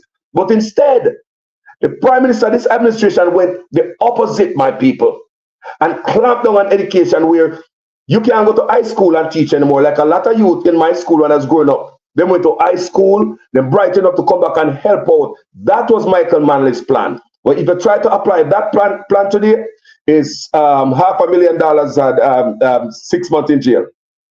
All right, thank you so much. Carla, go ahead. You're live on Reason on the Diaspora Conference. Yes, hello, good evening. This is Jovin again from California. And I just want to offer a couple of suggestions as it relates to improving education in Jamaica. I'm over here in California, and I have school-age kids, a 13-year-old just getting ready to go to high school, and I have a kid on the elementary level. But one thing I realize over here is that the school within the school districts they're kind of integrated. Like my 13-year-old, he already know what high school he wanted to go to and what programs that he wants to get into. Say, for example, and he wants to be in advanced math, right? And the reason why he knows that because the school within the school districts are already integrating, are actually sending people on a constant basis to the middle school, and then also from the middle school to the elementary school and so on and so forth. So they know like the music teacher, they know the soccer coaches, they know the football coaches, they know teachers from whatever school they want to go to or whatever school they might want to go to. They know the requirements. They know what the requirement is for advanced math, English, or whatever the case may be. So I think that could help, probably not from a governmental level, but from a school board level or a school district level. I don't know if they district the schools in Jamaica. The last time I go to school in Jamaica was in 2004. So I don't know if they district, but that's another way is to district the schools and kind of integrate them. So people are not really going to school like all the way out there in like another parish, leaving from St. Anne to go to school in St. Mary, and from Discovery Bay. Like I used to go to a school in St. Mary, and I have people traveling from Discovery Bay to come to Iona High School in Tower Isle, St. Mary. To me, that's ludicrous. Is to integrate the schools and find out areas which the student wants to go into, send key personnel over there to talk to the students and so on and so forth. So that's my 2 cents. I'm not going to take up too much of you guys' time. Thank you so much for your participation. I appreciate it. All right. 56. I'm sorry. I was going to give out the radio station number. 757-655-3377. 655-3377. All right. Ratty, back to you. Prezi, somebody just reminded me, you might want to do a little bit on the fundraising side while we're here. Absolutely. And I see some calls are coming in from Jamaica. The only problem is, and I don't know why, the calls are coming in and I only see after we miss the calls, but it might be the gentleman calling back again. Hold on, I see what causes the. All right, yeah, it's off. Do not disturb is off, but for some reason, it's going to voicemail, and I see several calls from Jamaica. But while we're getting that resolved, we certainly want everyone to remember that we need your participation. Please head on over to the OJLDF website. It's the easiest way to see where the information is. Caller, please hold the line. It's the easiest way to see where the information is as it relates to supporting what we're doing. The One Jamaica Legal Defense Fund is the fund that we use to fight corrupt politicians. And we have a lot of expense because filing a lawsuit is not cheap. And there is a lot of different moving parts and people who are doing various things to get accountability to these crooks. So we need your support. You know, when I was in DC, you know, a man come up to me and give me $100 and say, yo, we have the money now. Every week we come on the program and keep program and even ask the money. I said, see $100, man. And he had me $100 cash and was like, put this towards the fund. And he's like, you need to ask people have the money I want to give. And I true. And then me say, you know what? We should never deny people the opportunity to give if they want to give. And I know better than that. And it's absolutely, you know, true that we need to focus on giving. And we want the people to have an opportunity to give. So please head on over to the ojldf.net website and please go over there and give something. For those of you who are a little bit sophisticated like myself here and love to give electronically, please use the QR code. It's right up in the upper right-hand corner of the screen. It's a Cash App. If you have the Cash App on your phone, all you have to do is scan that, and then you will be good to go. Carla, thank you for your patience. You're live on the program. Go ahead. Yes, I just want to say it is so good to see young people advocating for their country in educational upliftment. It's so good. Thank you. All right. We appreciate your input and your participation. And for the rest of you who've been calling in, we are open. 757 is the number. Let me get that number again. I tell you, 757 655 3377. 757 655 3377. So please use the QR code in the upper right-hand corner of the screen. Head on over to the ojldf.net website. Please, we're looking forward for your contribution. And as Will said, we don't want to deny people the opportunity because it's important. And I know you want to participate and help us. And we got some big things coming up because we have some people we're about to take down. And let me say this, because I know with 100% certainty that no phone I watch. I'm not afraid of no. You know that. We're not afraid of no. And let me tell you this. You see, the most you can do is try and throw mud. The most you can do is run off your mouth, because guess what happened? To you, say you sit down on one seat of power and you feel safe. But let me tell you this. We don't have to come at you with any salacious material. We don't have to come at you with any kind of negative energy. All we are come to you is with the people's opinion, and we're coming to you with truth, and we're going to hold you accountable. So the matter feel say, yeah, get away with anything. You know them say? Time longer than rope. You know, Ratty always say, all we have is time. All we have is time. So bring it on. I'm sorry, I don't know why every time these Jamaican number come in, the phone is not ringing and I can't call you guys back. So I want to apologize for that. We're going next week or sometime we're gonna get a WhatsApp number, so it's a little bit different. But for some reason, every time a Jamaican number come in, it just does not. I just see when you miss it, and several Jamaican numbers have called in. So I want to apologize to all of you who are calling in. But yes, please head on over to the website and give us a donation. Rachi, back to you. Yeah, let me just remind everyone, or inform and remind people that tomorrow on the People's Conference, the topic will be national security and also constitutional reform.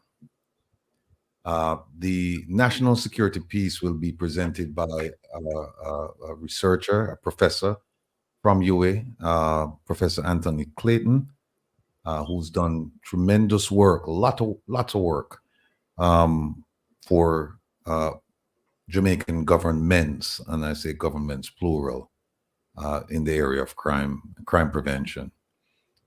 And the constitutional reform segment will be presented by none other than Isat Buchanan. I think he's been very, very busy, and so we're privileged to have him tomorrow night. I think he just finished up the Vibes Cartel trial today, but he'll be with us tomorrow night to talk about constitutional reform. So all the questions, all the issues, all the concerns you have about the Constitution, you can raise them tomorrow. And not just the reform. You can talk about the fundamental rights and freedom section. I think it's section 3. You can talk to him anything about the Constitution. He's open for that. So tomorrow's going to be a very, very exciting night. You can't afford to miss it. As you know, I heard that I saw a program where the police commissioner was going to address the business conference folks for 30 minutes. And he was going to address them on Plan Secure Jamaica. Well, Jamaica is insecure right now as far as crime is concerned. So enough of that. Tomorrow night, though, the People's Conference, we will deal with the issues head on. And not only will we identify and discuss the issues, but we will provide solutions. Now, whether the government wants to take the solutions or not, that's fine. We know the people who are in charge of making decisions are very, very arrogant. And so they see no place for us at the table. In fact, they scolded Dr. Francis. He told him, we don't need you. Go ahead from here. So we have some of the best crime fighters in the Western Hemisphere, and we can deal with our crime problem at home. We don't need anything from you. You can come and we'll approve you to make a speech and we will accept your funding, but don't ever think for a moment that we will work with you as far as addressing the crime issue. So there we go. Back to you, Prezi. Thank you, Wilfred. And ladies and gentlemen, this is where we're going to hang up the golden microphone. And please remember to donate to the ojldf.net website. So I want to thank all our panelists. I'm going to pass the mic around. Everyone has 30 seconds to give their final remarks. I think we should, they say age before beauty or beauty before age. So Donna Yearwood, you go first. I would just like to say it was a pleasure, an absolute pleasure being here. And I really enjoyed the conversation and hearing from my older counterparts. Though, young in spirit. But yes, and I love that this was a conversation tonight because education is something very dear to my heart. And I was very, very excited to come on here and speak on my opinions. Thank you so much, Donna Lee, and your presence was well worth it. Akeelim, don't kill him, Mr. Mr. Don't kill him, Akeelim. It was a pleasure to be here to listen to the lecture earlier. Actually, took some notes from it. for discussion I'm gonna have later with some other friends that I have that we're talking on the same topic. So I have some pointers that I didn't even look into, but he went on certain points. I was like, yeah, let me take notes of that. So it was good to have the older folks with me, even though I'm forever 22. Hold on, before you continue, is that a patch of gray hair in a middle of your head? Yes, it is. Tell them about that. Tell them about that gray hair there. Tell them about that gray hair there. It's genetics. It's both my mom and my dad's side. They gray. Some persons in the family gray early. So I start graying from 6th grade. Oh my goodness, that's a gray hair is a sign of wisdom. So that's what they say. Well, you definitely is a wise one. So we appreciate love that. Thanks. It was really, really good being here and sharing my opinion and and listening to the professor speaking some of the exact same thing I said a couple weeks ago to somebody else online, and being like, so I'm not the only person. I thought I was the only crazy one, but whereas I'm not the only crazy one. We're all here. I'm sharing with Donna Lee from Barbados and Dervin. I've met Dervin before. Yes, he's really, really into the education. Awesome sauce. Well, you have another crazy one. The man himself, Mr. Cochrane. How are you, sir? Final thoughts. Unmute. Okay. I'm humbled to be on your platform to share my little 2 cents to the world, and I'm just hoping that those in administration will listen to what we are saying and just correct course. We have to correct it. It has to be corrected. If not, we are going down into a cesspool drain of nothingness and utter buffoonery. That's all I will say on this matter tonight. All right, that's all he will say on this matter tonight. All right, moving all the way from the top. He loves Jamaican, so even his name is Jamaica. Your 30 seconds, Carlos. Please unmute, my brother. I just wish young people in life. You know, as they're gonna be there. These people are, like me talk all the time on my platform, a future MPs and prime ministers and soldier and police, doctor, lawyer, judge, you know, nurse and doctor, father and mother. You know what I say? So I wish you guys the best in all the endeavor. All I'm just saying, what I said earlier, what I see here is funding of our education. I'm just going to be honest with young people, because if, based on where we're coming from with Michael Manley, and I showed you a while ago, Michael Manley even give you food to make sure so you have the excuse not to come to school. Even help with you, school lunch. And I know he put a mutual program. That the people is going down. So my thing, I believe we need to start cook at school again, because some of the best meal you ever get for the whole day are the school meal. They need to push more funding in education and take this thing serious. Listen to the young people. That's all I have to say, man. Thank you so much, Carlos. I appreciate your input. Ladies and gentlemen, Mr. Jeffrey Tavares. You mean the 85-year-old Jeffrey Tavares that William spoke about? I just want to say it's been a pleasure being on this platform here tonight. And the young people who came on, as I said before, gave me hope. But I want to leave the platform tonight with something that we're not divided as our politics suggested. We're one nation, and we can become the change that we seek in this country. And we as a people must stand up. We must remember that we're not PNP or JLP, we are Jamaicans. And our nation is crying out from within. And the hope that we have for this country is we the people. I'm not comparing the American Constitution with Jamaican Constitution, but in the American Constitution, it speaks about we the people. And we, the people, must demand accountability. And we, the people, must demand a government of the people, for the people, and by the people. Not a government of the favorite few, but a government that can stand up and speak to us with respect.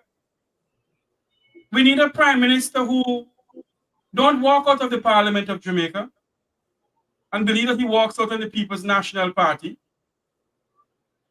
The entire government walk out of the Jamaican people. And that is to show the level of respect they have for us.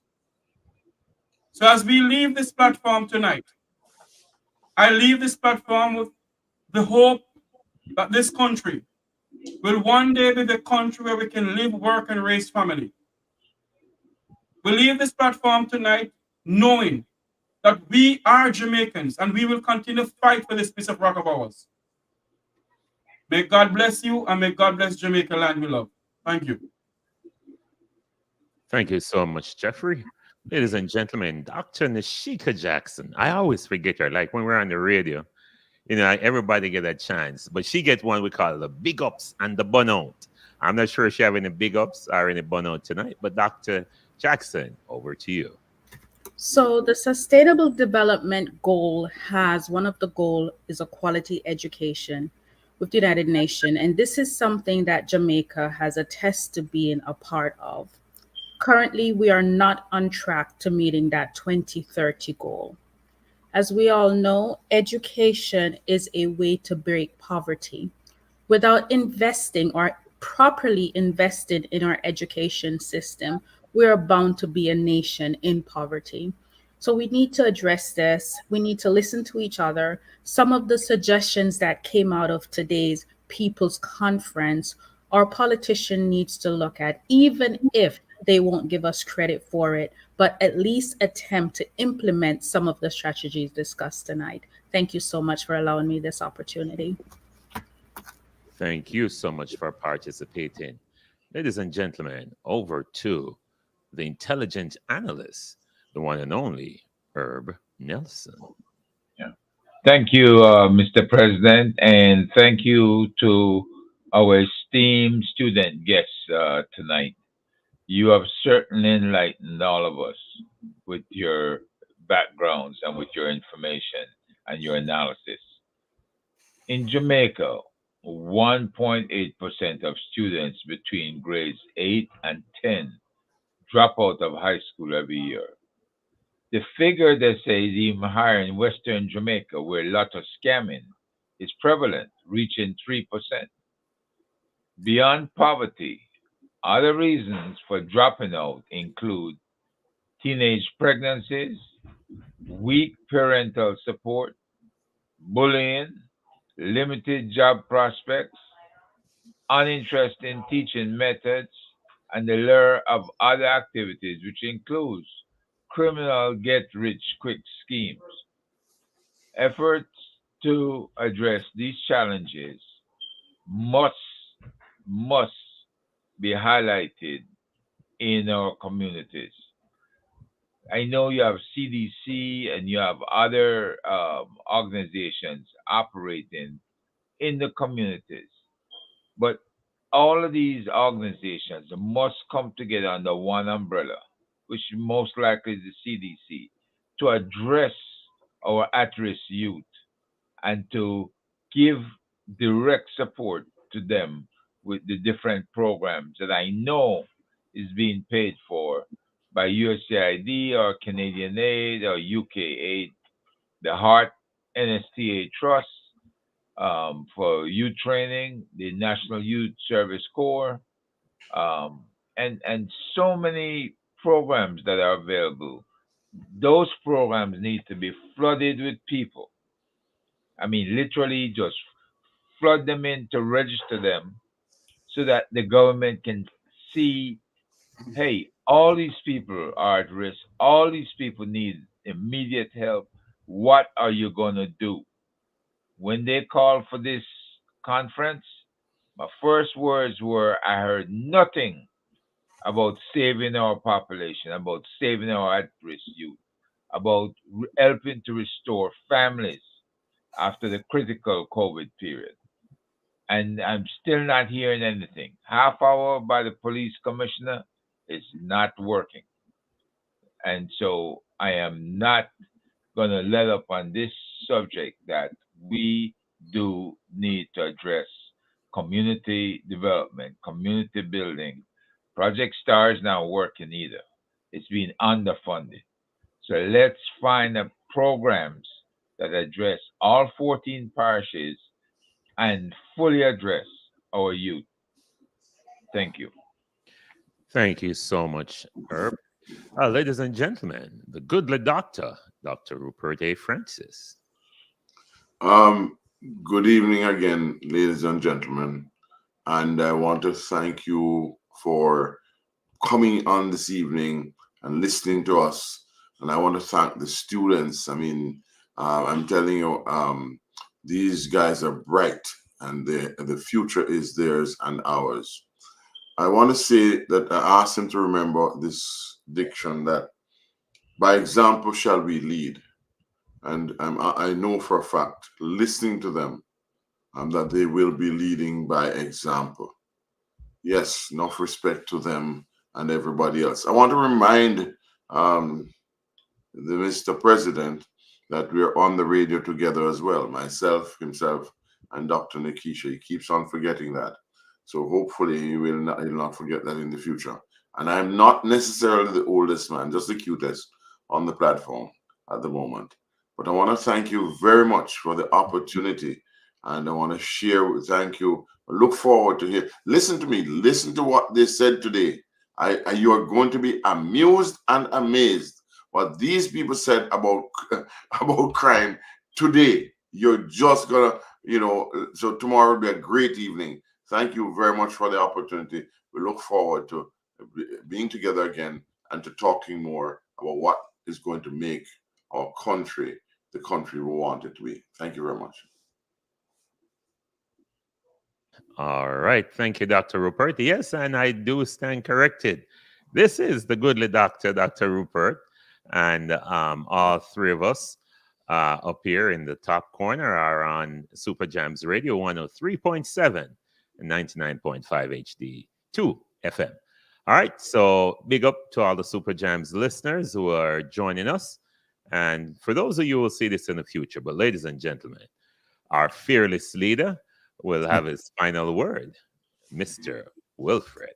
Thank you, President. Let me just say, big up to Prezi, the guests and the panelists, the people. Oh, I'm amazed and I'm hopeful, and we have become smarter by virtue of this event because so much information was transmitted and exchanged tonight that we can only hope that the government will play this tape and take heed.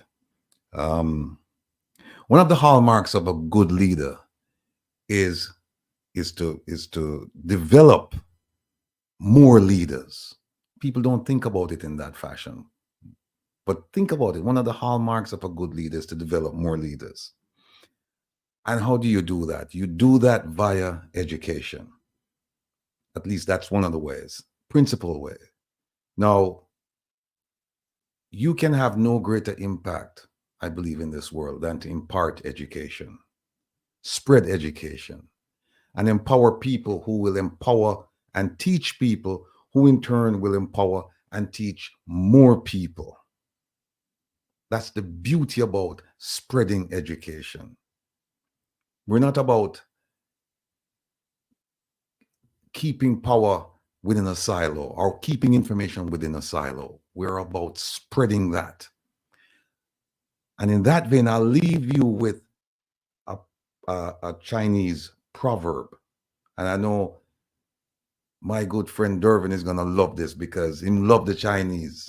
Whether you like them or not, him love the Chinese. But here's a Chinese proverb that I'll leave all of you with tonight. It says, if you're planning for a year, sow rice. If you're planning for a decade, plant trees. And if you're planning for a lifetime, educate people. educate people. Thank you very much. That's deep. That's deep. That's deep.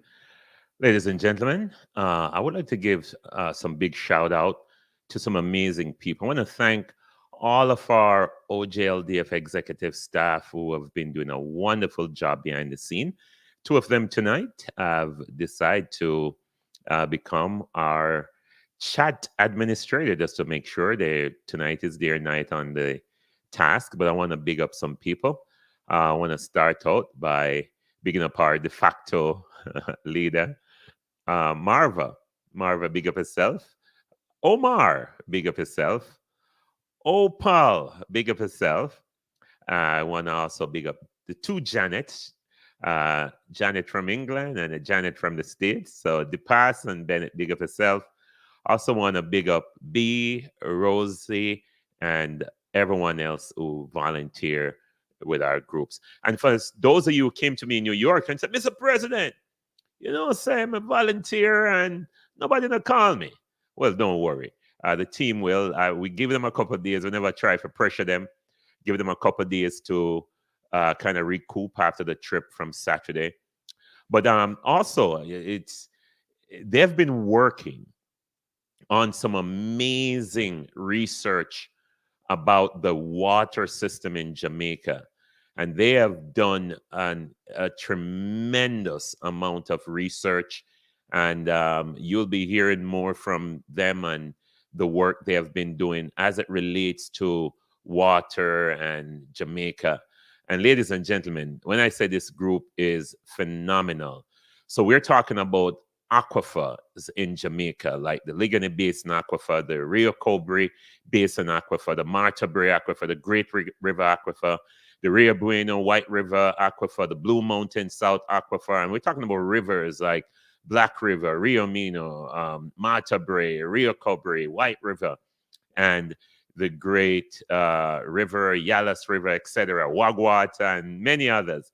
So there's some great, interesting research they have been doing and presenting it, and we will find a creative way to present these during our conference because there is so much out there that this team is doing. And you're going to hear, because when we talk about surface water and underground water system in Jamaica, Jamaica have enough water. We're talking about trillions of gallons of water the country is pushing out, just pushing out. And on a daily basis, there are so many gallons of water that Jamaica is pushing out. But you'll hear more. But that's passionate to me. I'm very passionate about that. And this week is going to be great. But tomorrow is a time we're going to focus on crime and crime intelligence. Again, my name is Lincoln Lewis, a.k.a. Mr. President. I'd like to take this opportunity to thank you and all of you for participating. As we close today, if you would be so kind, please bow your heads as we say a word of prayer. Father, we thank you for tonight. We ask you as we close that you will bless us. Bless Jamaica, our land we love. Bless all our people. Bless the administration that is in power. Bless the opposition. Bless all the leaders, the police officers, the civil servants, and everyone who work. Father, we may have political differences and ideologies, but I do know that by your will, you will bring forth the thing that will be the best possible outcome or lead to the best possible outcome for your people. Help us as we advance towards an equitable, just, and a really corruption-free society. That is the kind of society that's the ideal society which you want. And in our ideal Jamaican society, where we will love and respect each other, and we will have a corrupt-free and a wonderful and a loving place to call home. Help us as we advance these ideals, and I pray that you will bring it to pass. Bless the rest of the days that we have for this conference. We tell you thanks in Jesus' name. We all say, amen. Thank you again. Have a wonderful evening. And to all our panelists, on behalf of Wilford Rattigan, Dr. Rupert Francis, and all the other team, I want to thank you, our vloggers and our panelists. Thank you so much. And we wish all of you a wonderful and a good night. Take care till we meet again.